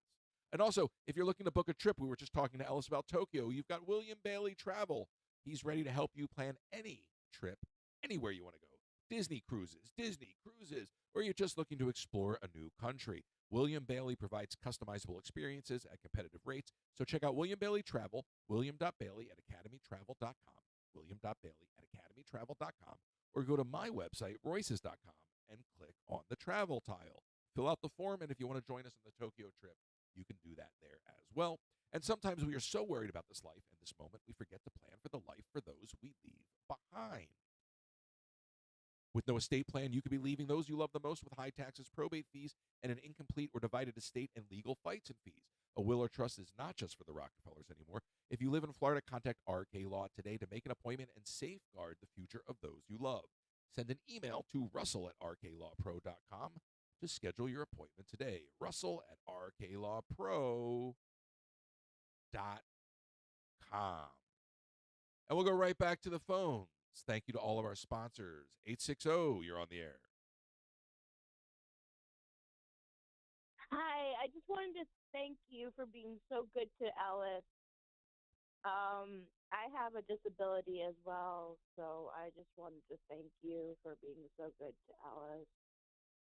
Oh, that's sweet. Listen, I'm always, it's always a weird thing for me because I don't, the first time I met Ellis's family, first time I ever spoke to Ellis, I just straight up go, "Are you autistic?" And he goes, "No." And I go, "I'm just trying to figure out what I'm dealing with." You know what I mean? And when I met his Yeah. family, they said, "Nobody knows. Like, the doctors have run tests. He's just Ellis." And the funny thing to me is, Right. like, and I so appreciate what you're saying, but like, I look at Ellis and I go, "This guy's more functional than most people I know." Like, I've had employees that couldn't get book done, but if I had Ellis on payroll, Ellis will nudge you until you get it done for him. You know what I mean? Like, so I I look hear at you. I look at Ellis and I'm like, this guy's a gift. And then from the radio side of things, I mean, he's just gold. Yeah. People look at me and they go, special needs where? Well, may I ask what So, your special need no, is? I just wanted to thank you for. I was born developmentally delayed. Not something people can necessarily Yeah. see. Right. Exactly. Yeah. So it's a cognitive disorder. Sure, I understand that, Yeah. and I Right. appreciate you recognizing So that. I just wanted to thank you for. Yeah. So I just wanted to thank you for being so good to Alice. It makes me appreciative of my own strength.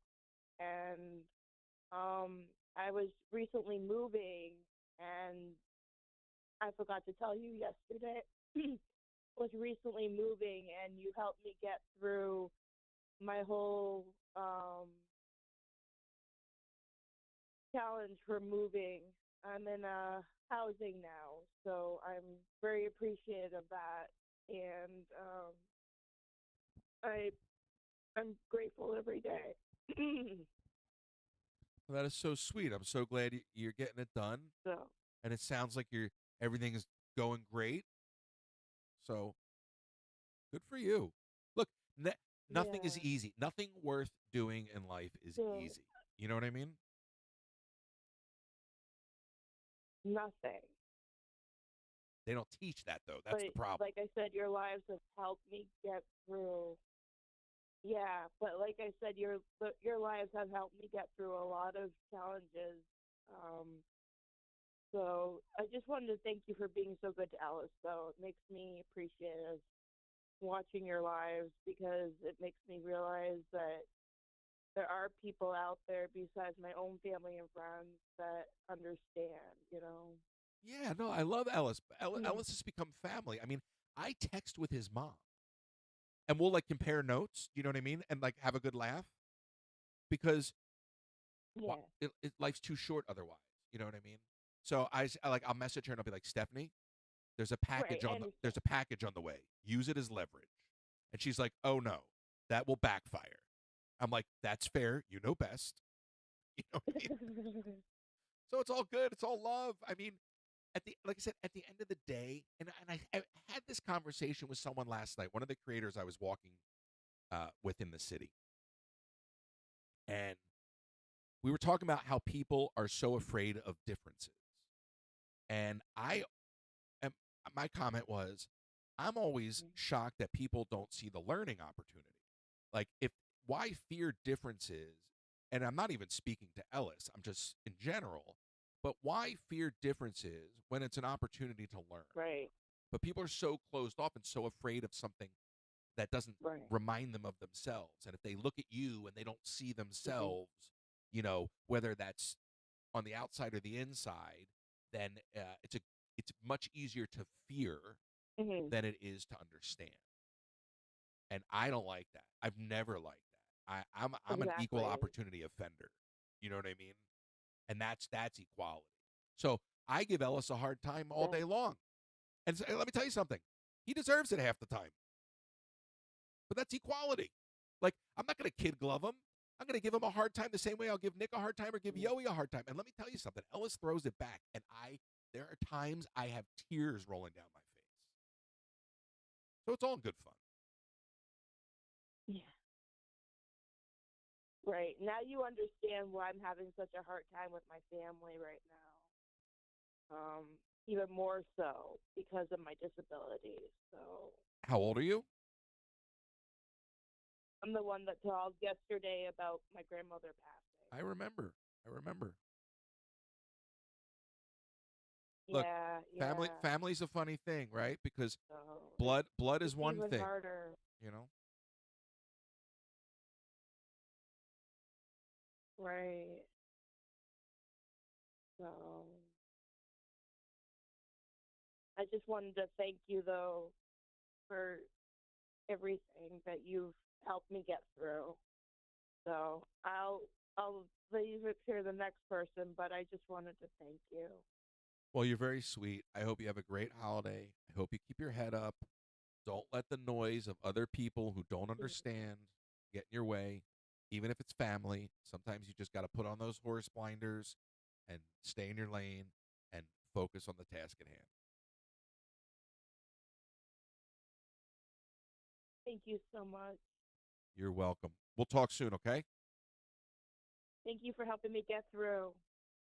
Thank you for helping me get through everything. You are very welcome. You have a great day. Very sweet. This phone delay though sometimes really gets me tripped up.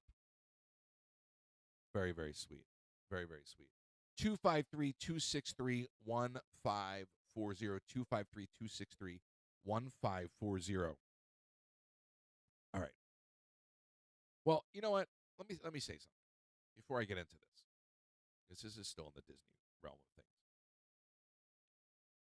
There was an event, I guess last week, in LA, and a young woman by the name of Dominique Brown tragically passed away due to a food allergy. And I don't believe I had ever been in her presence. I feel like maybe once, but I was not even aware of who this young woman was. And so there's a boxed lunch event, and from what I've read, she told the event planner she had an allergy, and some food was pushed out, and they told her it was fine, and she wasn't feeling great. And the story goes, she asked to go to the hospital, and they told her to take pictures first, and then, unfortunately, it was too late, and she passed away. And it's tragic, absolutely tragic. Now, I know who Box Lunch is. I don't know anything like from how they operate as a business. But let me say this. When something like that occurs and you decide at the same time to put out a statement about the tragic passing of this young woman, at the same time you release a video highlighting a Loungefly merch drop, not only is that tone deaf, not only is that insensitive, but in my opinion, that makes you culpable. Because when people say that this woman asked for help and you told her to take pictures, my first response is, let's get the whole story. But if you're that tone deaf to literally drop a video about Loungeflies as this story is breaking, then clearly you don't care. So I'm going to say to my audience right now, do not shop at Box Lunch. I don't know this young woman. I think only because of her photo that she was at that one event I was at recently, but I don't even know. And I didn't even know her name. And it's a tragedy. But shame on you, Box Lunch. And quite frankly, I hope you go out of business. And I'm going to speak out to all the black creators out there. We support you.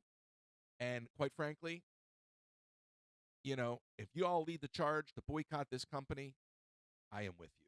Because I think it is appalling, and not that it's a racial issue, but she was a black creator.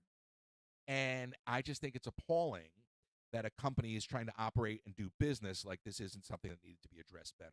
And they didn't address it well at all. Okay? So I'm for the boycott. I don't even know if anyone's calling for a boycott, but I say do not patronize box lunch. And again, I stand with you. So if there's a boycott, let's roll. Okay? If there's a boycott, let's roll. Just let me know what we're doing. Okay? I'm with you. All right? Because that is gross. Like, I didn't want to believe that this young woman said, hey, I need help. And they said, take pictures first. And then part of me goes, were the pictures that important? In other words, you have all these content creators there. The pictures are really that important? So you can sell one more stupid Loungefly? You don't even own Loungefly. How much money are you making? You know what I mean? Like you're a retail shop. You're a hot topic at best. And you're leveraging these content creators. And here's the other problem, and I'm just going to call it out. Most of these content creators are smaller content creators, right? So they want to be there.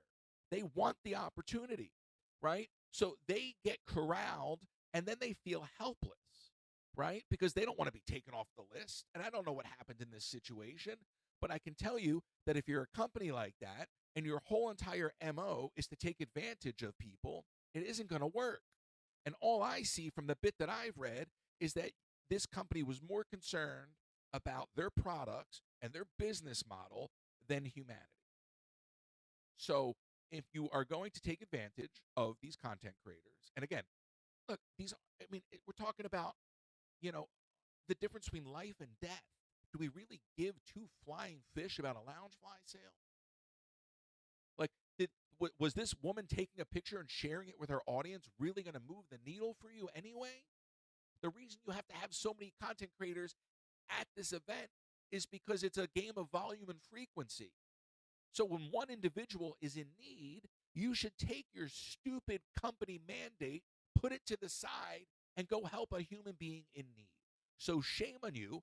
They should have been, every event organizer tied to that event should have been fired immediately. Box Lunch should have put out an actual statement, not the tone-deaf drivel that they dropped. And I think that there should be a massive boycott for Box Lunch. Let's see them go out of business. I don't know who owns Box Lunch, but let's see them go out of business. Because that's not how you play. That's just not how you play.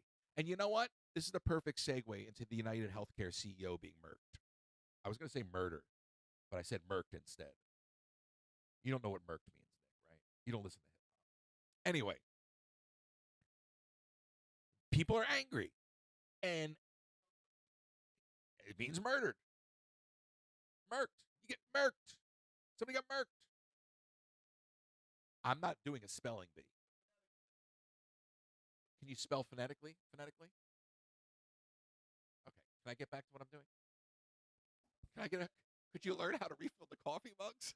Oh, damn it, I tried. But the correlation I want to make is that when I speak to the idea of boycotting Box Lunch and the outrage and people speaking up against these giant insensitive companies, and Box Lunch is a blip on the radar compared to a healthcare organization.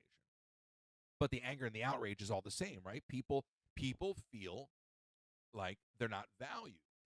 And when companies reduce people to metrics, whether it's Disney with park attendance, or whether it's Box Lunch with influencers, or whether it's healthcare with patients, when people start to feel like they're being marginalized to the point that they don't even have control over their own health and well-being, and I'm not justifying what this kid did, because by the way, I'm at TikTok and I get a text message from Kenzie that this shooter got caught at McDonald's because he was being ID'd. So I write back to Kenzie, what are they, carding for the McRib? Like, who gets ID'd at McDonald's, number one? But I'm shocked that it was a kid. like not a kid, but I'm shocked that it was a young man and not a hit job or a hitman. And he's an educated guy. He's obviously he had some back problems, whatever it is. I was reading up a little bit on it this morning. But he felt that this was his only course of action. And I don't agree with it, but I understand the anger. And I think for me, the larger issue with all of this is the lack of care and consideration for individuals. And corporate America has gotten to the point, whether it's in your workplace and you're dealing with HR, or whether it's just as simple as being a consumer at Walmart, like we have been reduced down to a metric, and there's just there's no consideration for humanity, you know. And I think back to that dumb cookie video I posted. People are, well, you didn't have to buy the cookie, and I'm like, just because you can raise the prices, just because you can charge people and they'll pay, doesn't mean you should do it, right? Just because you're capable of taking money from everybody, just because you're capable of gouging everybody, doesn't mean you should do it. And I look at all of these stories, and it's the same thing. It's folks being disenfranchised. So Box Lunch, Disney, United Healthcare, I mean, we do have to stand up to these companies. I've talked about consumer advocacy before. We do have to stand up to these companies. So I understand why this guy was as angry as he was. I'm shocked that they found him. I can't believe, obviously, Nick, he wanted to be found. I mean, he was in a McDonald's in New Jersey. Like, if you committed that crime, wouldn't you be in another country by now? Like, you wouldn't be in McDonald's. I would at least be using the drive-through. Do you know what I mean? I wouldn't. So obviously he wanted to get caught. I heard about the YouTube. I haven't had the time to go down the rabbit hole. But I think it's a really slippery slope, because if we prop this guy up, and I understand the impulse to do so, but if we prop this guy up and we unleash a series of copycats, and we just turn, and I really feel like, unfortunately, this is not a stretch by any amount, but if we start to prop up somebody like this, like there's some sort of icon or there's some sort of cultural hero, then we're going to have copycats. And then we're going to be at the point where we just have vigilantes running around everywhere. And vigilante justice isn't going to get it done. Okay? Taking to the streets, marching peacefully, boycotting a company for the way that they choose to handle business. These are the things that we can do to affect change. But as much as I'm for punching somebody in the face who deserves it, this vigilante violence doesn't scale. It doesn't get it done. And I mean, like, I don't want to live in a world where there's a grown man dressed up as Batman running around in the city. And I just feel like we're getting very, very close to some social media influencer. By the way, could you get my bat suit out of the washer, please? I'm just thinking we're getting very close to that moment. And when we're at that level of hysteria, I think it's very, very hard to put it all back in the bag, put the cat back in the bag, as they say. So, guy's caught. We've now got all this information. I mean, like, instantly, people are like, the Twitter threads are going, and the speculation, he's on the front of TMZ. Let's not turn this guy into a hero. The impulse is going to be to put him on talk shows. The impulse is going to be to put him on Dancing with the Stars. Let's not do that. Let's not do that. Let's not. We can. Again, moderation. We can sort of celebrate the vigilante justice without endorsing it. In other words, we can say maybe this is the wake-up call, but this isn't the way to do it. So, maybe in the true definition of taking one for the team, this guy fired a shot that could spark a conversation. But if we double down on the violence, then we're not going to get anything. But if we take this opportunity to force a conversation, we may actually get somewhere.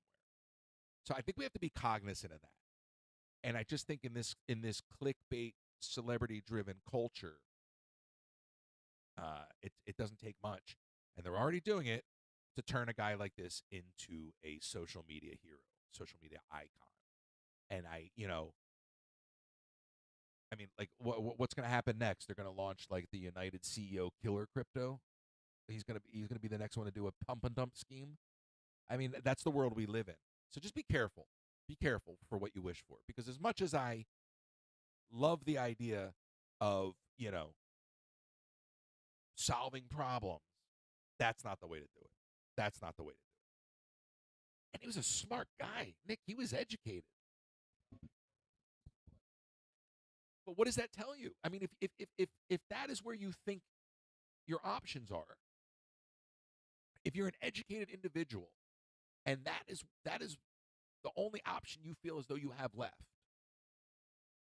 I mean, if I was anyone in the healthcare industry, this would be my wake-up call.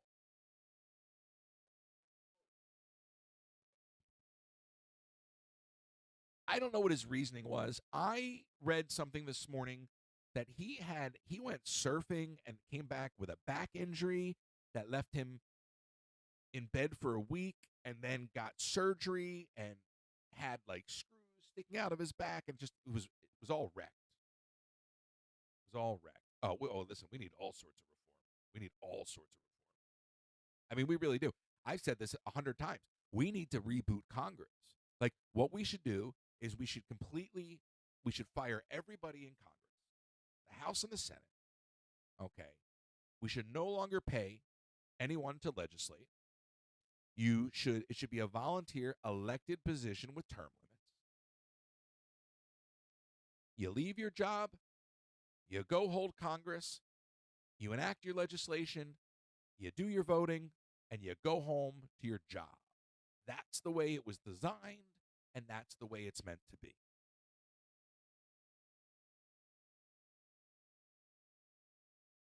There's no reason for a Mitch McConnell or a Nancy Pelosi to be as old as they are and still in Congress. It is inexcusable, and they are both a massive part of the problem. And let me tell you something. They are probably the best of friends. They are probably the best of friends, because that's how it works. Because the two-party system is designed to keep the middle class suppressed and keep lining the pockets of the rich. So it's theater. The term political theater is exactly that. It's a show, and they don't care. They don't care. So when I look at somebody like, do you remember Dianne Feinstein? I mean, like, she was like, hello, lady, are you even alive? It was like Weekend at Bernie's with that woman, And Mitch McConnell literally has literally had a system reboot. Like, he literally, the logic board went out on that dude in the middle of a speech at the podium. He froze, and they had to reset the PRAM. I mean, that guy literally glitched. And I just am like, these are our leaders? These are our leaders? No. It's unacceptable. So you understand why an educated guy like this, decides to take matters into his own hand, because the system is so broken. But it's wild. And it's so bad. It's so bad. So in the same way, I hope a company like Box Lunch, wakes up to the realization of their culpability. I hope that these healthcare executives wake up to the fact that there's a target on all of the CEOs' backs now, whether they like it or not. I don't endorse that target, but I hope that it's the beginning of a much more important conversation, and maybe can force some real reform. That's what I would hope. That's what I would hope. Will it happen? Hard to say. 253-263-1540, 253-263-1540. I saw something else. This is more just current events. The company HelloFresh has been accused of using child labor in Chicago. I think it's immigrant child labor, too. I mean, I'm certain it is, from what I read. So the company, and I haven't read any follow-up on this. This was in my notes from the weekend, that HelloFresh is using child labor in Chicago. Now, you're going to tell me that officials aren't aware of these things? My question isn't, how do you not know about this? My question is, who was being paid off to look the other way? That's what I want to know. Who was being paid off to look the other way? There's no way a company like HelloFresh was utilizing immigrant child labor without somebody being paid off to look the other way. So I don't know who out there is in tune to the story. I haven't had too much time to go any deeper than that. But I looked at that and I thought, all right, well, somebody signed off on that. Somebody allowed that. And then also, you got to remember, it's Chicago. I mean, you want to talk about the political landscape in Chicago, it doesn't get any more corrupt. So I firmly believe that somebody was being paid to look the other way there. Now, speaking of being paid, and this kind of goes back into Disney. For those of you who don't know, I was a cast member, and Disney has a credit union. And I saved this for this part of the show just because, I don't know, it's more of a gripe and less of Disney news kind of thing, more of a personal gripe. So anyway, I have an account with the Disney Credit Union. The Disney Credit Union is run by cast members for cast members. In fact, if you go to their website, it says, as the credit union for the Walt Disney Company for more than 60 years, Partners is operated by cast members for cast members and their families. So, about a year ago, I moved, and I didn't do a change of address with Partners because, quite frankly, I don't really engage with them or get a lot of mail from them. But I logged on a couple weeks ago to handle some business, and I see close to $100 in individual $5 fees have been taken out of my account for having the wrong address on file. Now, they have my information. They know how to reach me. They've got my phone number. They've got my email. I was a cast member. You're the credit union. Okay. So I call up. I don't get anywhere. They're supposed to call me back. So then I call up again the other day, finally. And I said, I need you to reverse these charges. Well, they decided they reversed $15 of the $90 that they docked me for the wrong address. I said, ma'am, I know you're a cast member, but nobody reached out to me at all. And if you're doing this, why are we dropping ones in the chat? What does that mean? If you're doing this to me, okay, how many other cast members are you doing this to? And exactly, it's all about taking people's money. So I'm curious, and I don't know what cast members are listening. Go check if you've moved. Go check your credit union, your partner's credit union history, and make sure they're not docking you. Because I was docked close to $100 for information that needed to be updated that nobody told me they needed updating because I don't get mail from Partners. And then they said the best we can do is reverse $15 of it. So the whole scam at Partners, and I said to her, I go, for a place that's run by cast members, for cast members, you think you would be operating in the best interest of cast members. But it sounds to me like the Walt Disney Company's credit union is running a scam against cast members to beef up the credit union by stealing money from the cast members.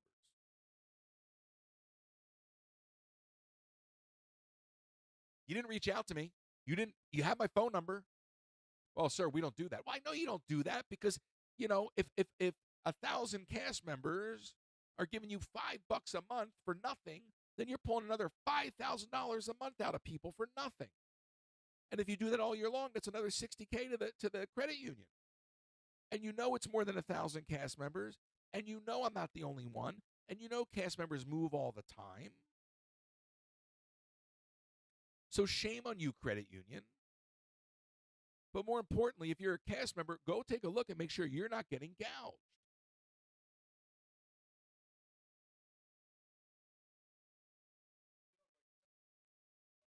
Nick, that microphone you're talking into is not plugged in. Therefore, nobody can hear you. What are you, like Maggie Simpson? You got the fake steering wheel? Nick, nobody can hear you, so it doesn't matter.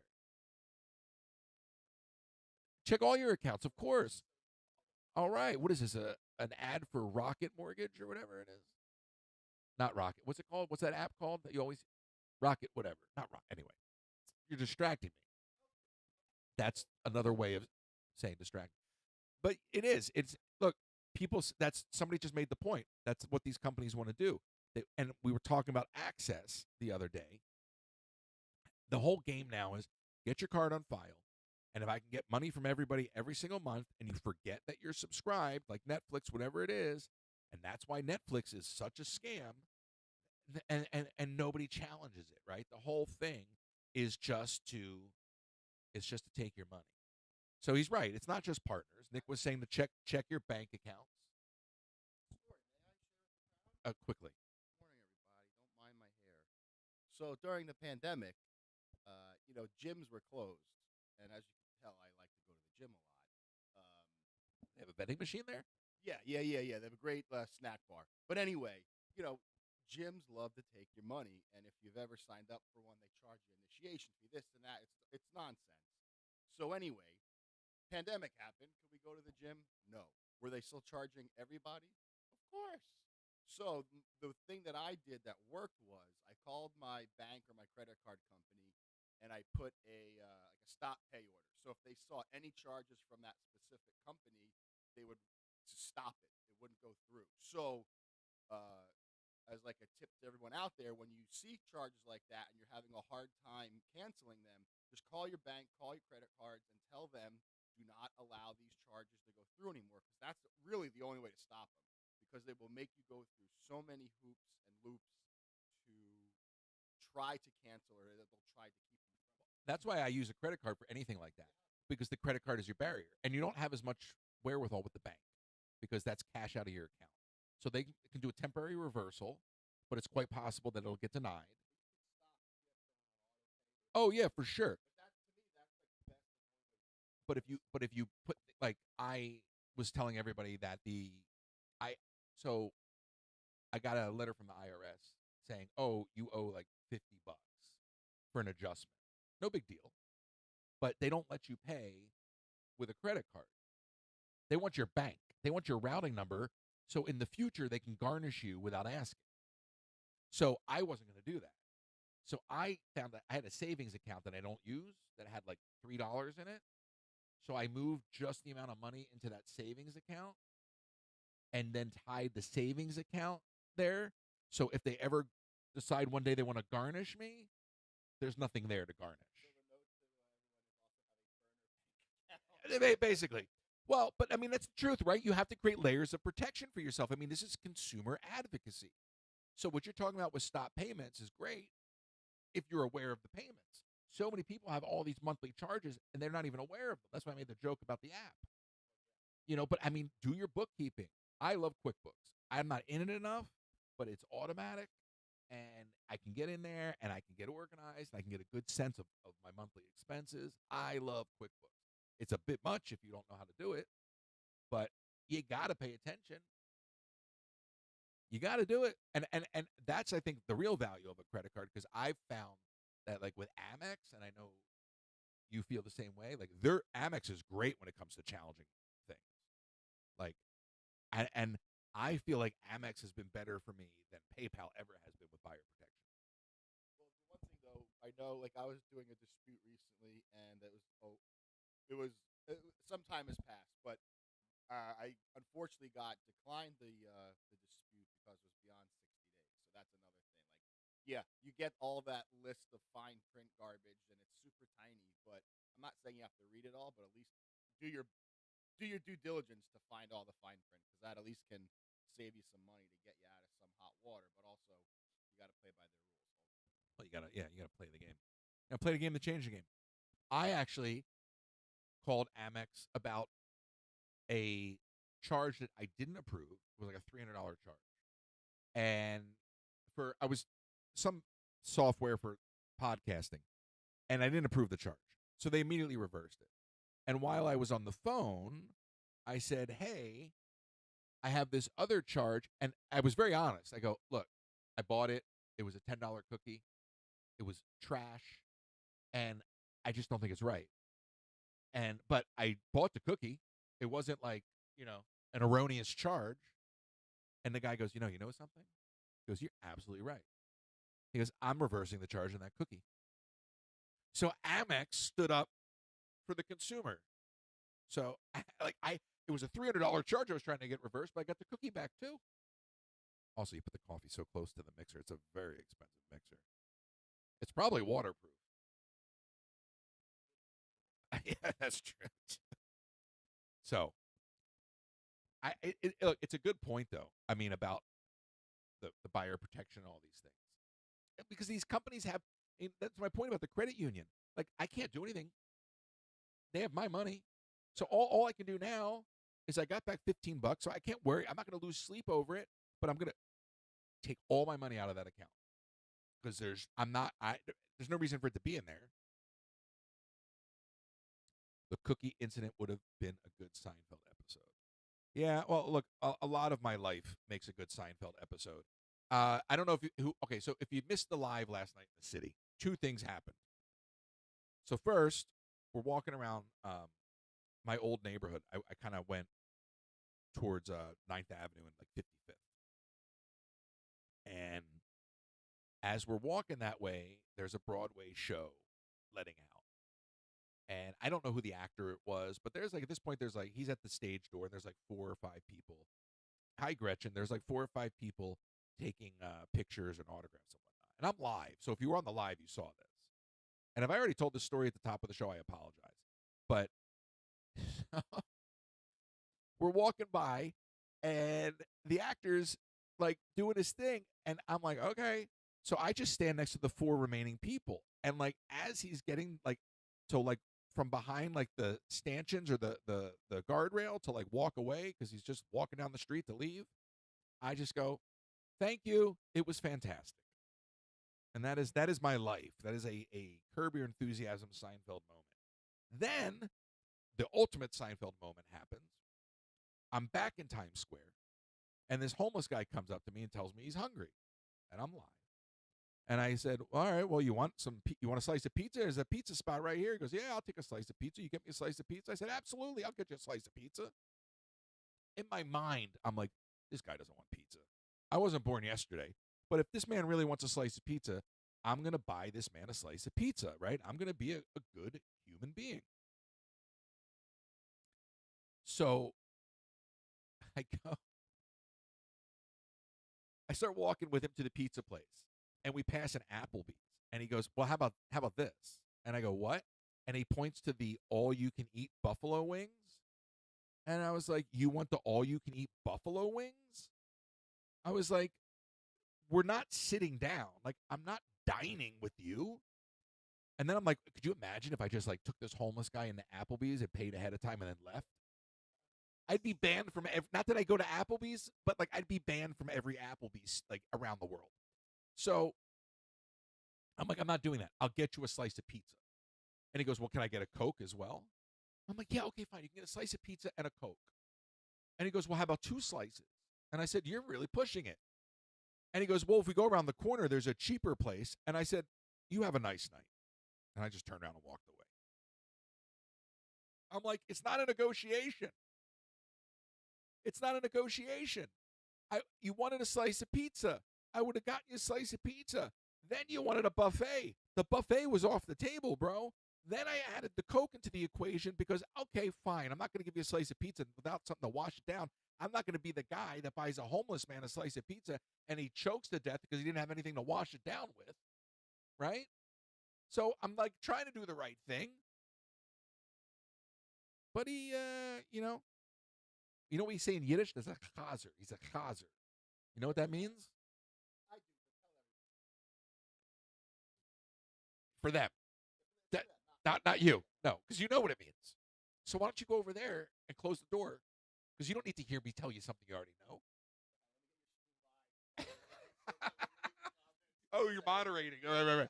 A chazer is like, you're like a nebish. A chazer's like a nebish. You understand?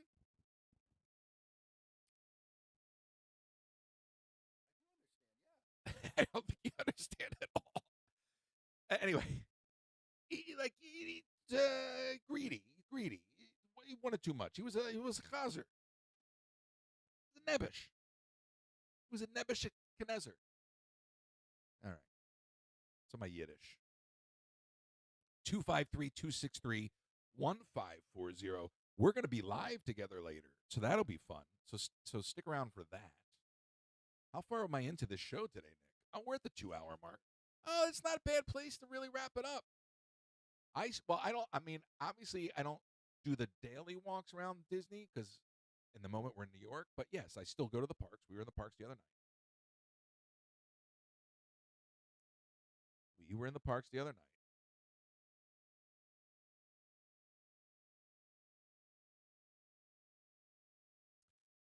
Gretchen saying she just got here. Gretchen, you don't even like shows. Gretchen doesn't even like shows. And I'm supposed to be doing radio. And now I'm talking to the chat. And that is not radio. Radio is a ball in the air sort of presentation. So it's 253-263-1540. I can't lose that momentum, Nick. I like to keep it in the air. As soon as you have dead air, it's silent. That's right. Thank you for the coffee. Don't be such a nebbish next time when I ask you to get coffee. Be less of a nebbish and more of a chazer. Chazer. That's a death stare. This coffee's horrible, by the way. And, it's delicious. Thank you. I got to go to a Dunkin' Donuts. Can you just cover your ears for 2 seconds? I got to go. There's a Dunkin' Donuts down the street. After this, I'm going to Dunkin' Donuts. And I got to teach you how to make espresso. I got to teach this guy how to make espresso. So let's talk about TikTok. I spent all day yesterday at TikTok headquarters. The sentiment is that it's business as usual, naturally. And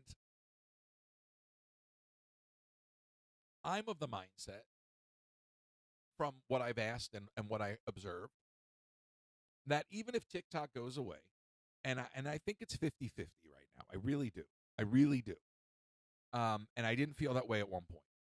But at this point, I do believe it's 50-50. But if TikTok were to go away, that doesn't necessarily have any impact on ByteDance. ByteDance owns CapCut. They own Lemonade. And I don't know what else. They own a few things. So I am more curious about the future of ByteDance in the States, because the TikTok app being banned doesn't necessarily put ByteDance out of the States. So I have some thoughts on maybe how they choose to do that, and it would be all speculative, so I'm not going to go down that rabbit hole. But I do think that even if TikTok were to get banned, it would be a very, very slow burn. Okay, it wouldn't be an instantaneous pull. It would be a tapering, right? So what would happen first? It would get pulled from the app stores, right? It gets pulled from the app stores. Then what does that mean? It means you can't update the app, right? But anybody who has the app on their phone, and by the way, if you don't know this, particularly about the Apple App Store, if you have ever downloaded an app and you no longer have it, or the app is no longer available, you can still get it in your download histories. I used to use the Sphero Star Wars droid app because Disney and Sphero had a partnership for the BB-8 and the R2-D2 droids. And then they stopped the licensing deal. So I was like, I can no longer use these things. And I started Googling to see if somebody had an offline version of the app that I could somehow put on my phone. And then I realized it was as simple as just going in and re-downloading it because I had already downloaded it. So why am I saying that? If TikTok were to go away, the first step would be to take it off the App Store. And I would imagine that anybody who has downloaded it in the past would still be able to download it to a new device. Okay. And then maybe at some point you can no longer do that. And at some point you can no longer get the necessary updates. So then the app becomes heavy and it starts to get buggy and it starts to slowly die. So I don't think even if TikTok gets banned, that you're going to see like them pulling the plug. I think it's going to be a very, very slow unraveling. And that is partly based off of the conversations I heard yesterday and just partly based off of common knowledge. They don't think TikTok's going anywhere. Okay. I mean, do I really think that they would tell us if they thought it was? Of course not. Because you're going to run business as usual to the last possible moment because you don't want to disrupt things. And you certainly don't want to tell people TikTok is going away to a room full of creators and then have them all abscond to another app. You want your revenue to come in, right? So they're going to maintain that level of confidence. But I think behind closed doors, they know it's 50-50. I do know, and this has nothing to do with my meeting yesterday, but I do know, because I think he tweeted it, that the CEO of TikTok reached out to Elon Musk. And being that Elon Musk is our vice president-elect, that may be all it takes. So we'll see. We'll see. We'll see. I don't know. I really don't care. I told everybody yesterday, I was like, I don't care if it goes away. I welcome the challenge. I welcome the challenge. You know? If it stays, I'm all for it. I told him I want to grow with the app. I had conversations yesterday about growing with the app. There's things I want to do. The only real option TikTok has in terms of preventing the ban is the Supreme Court, right? At this point, it's up to the Supreme Court. And TikTok's statement is that the Supreme Court historically has upheld civil liberties and freedoms, freedom of speech. But I think that the argument here will be that this is quite the opposite, that this is not about freedom of speech and this is about infringement on rights. However, and I had this conversation last night with a couple folks, I am of the mindset that the social media parasitical relationships that TikTok breeds are more dangerous than anything the Chinese Communist Party could do with the information we think they're getting from the app. Because our cell phones and all this other technology have already given all of these organizations and anyone else who wants it all the access to all the information they need on us. You have Amazon devices in your house that are reporting to the NSA, okay? They are recording everything you say, even when you think that they're not awake. The Amazon devices have a 1-minute buffer built in, and they're constantly grabbing information. So I am of the mindset that the real harm from TikTok is the nature of the parasocial relationships that gifting breeds. One of the reasons that I've made the pivot into podcasting is to diversify my revenue. And I had a large conversation last night, a long conversation last night with an executive at TikTok about that. So I look at it, quite frankly, and hi, China, because I know you're listening, but I consider TikTok to be Chinese economic warfare at its finest. I think it's social and economic warfare. I don't think the real threat from TikTok comes from TikTok somehow getting access to user data that they shouldn't have because we willingly give up that information. I just think the way that the app forces the creators to constantly get the audience to contribute and it doesn't end and it's this cycle. And look, I need to make a living, so I have to embrace the tools. But I do find that the structure of the app really is designed to line the pockets of the Chinese Communist Party and take money from every other country. Like, I firmly believe that. These live fest, these global live fest events, that's all it is. It's just one big shakedown. And I need to make a living. So I embrace the gifting, and I try to hit the leaderboard because it's an honest way of doing it as opposed to like creating false engagement. Giveaways are fun, but it's so much easier to just be like, hey, let's let's gamify it. Let's run this leaderboard. Like, I just need the support to keep going, and that this function is here and it keeps people focused. So I use like the leaderboard tools that way. But I think generally speaking, the way that TikTok forces creators to constantly be playing these battles and these challenges and all these different things, it's not about quality content, it's an economic rift. And I know I'm not supposed to say that because I'm live on TikTok, but I think the real harm from TikTok is what I just described. It's not the Chinese government's access to our information. It's the way that it breeds parasocial relationships based off of gifting, and the way that it breeds toxicity between the audience and the creator. And I think if you want to be a real creator and a legitimate creator, you need to have brand deals, you need to have ad sponsors, and you need to diversify your revenue. You would tell somebody in the stock market to diversify their portfolio. If you're a businessman, you want to diversify your revenue. So if TikTok does go away, I throw a party. And I told them that yesterday. They're like, I don't. And then somebody asked me, she was running the meeting. She goes, you were at all these events. We're talking. She goes, why aren't you raising your hand and telling people how you've had all this success? You were at Live Fest. You're at VidCon. I go, because I don't care. Also, I don't want to slow down the meeting.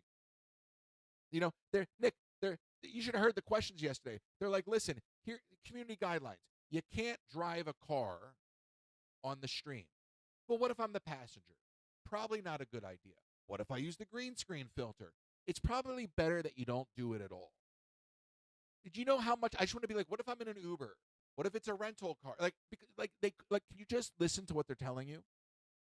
And then at one point they go, Royce, you should really explain to people the strategy that you implement. So I explained it, and my rep goes, I couldn't have said that better myself. And then you get half the room going, yeah, that's cool, but if you did it this way, and I'm like, well, if you did it this way, it's no longer that strategy. But okay, so listen, there are gatekeepers and there are those that offer up information. I like to learn from people, but the key to learning is listening. So when I'm surrounded by, like, there's a guy I met last night, and we have the same rep, and I was taking notes. We're standing at the bar, and I'm taking notes because he's telling me things, and I'm like, that's really savvy. I got to do that. He's not a gatekeeper because he knows most people aren't going to listen to him anyway. You know what I'm saying? You understand what I'm trying to say?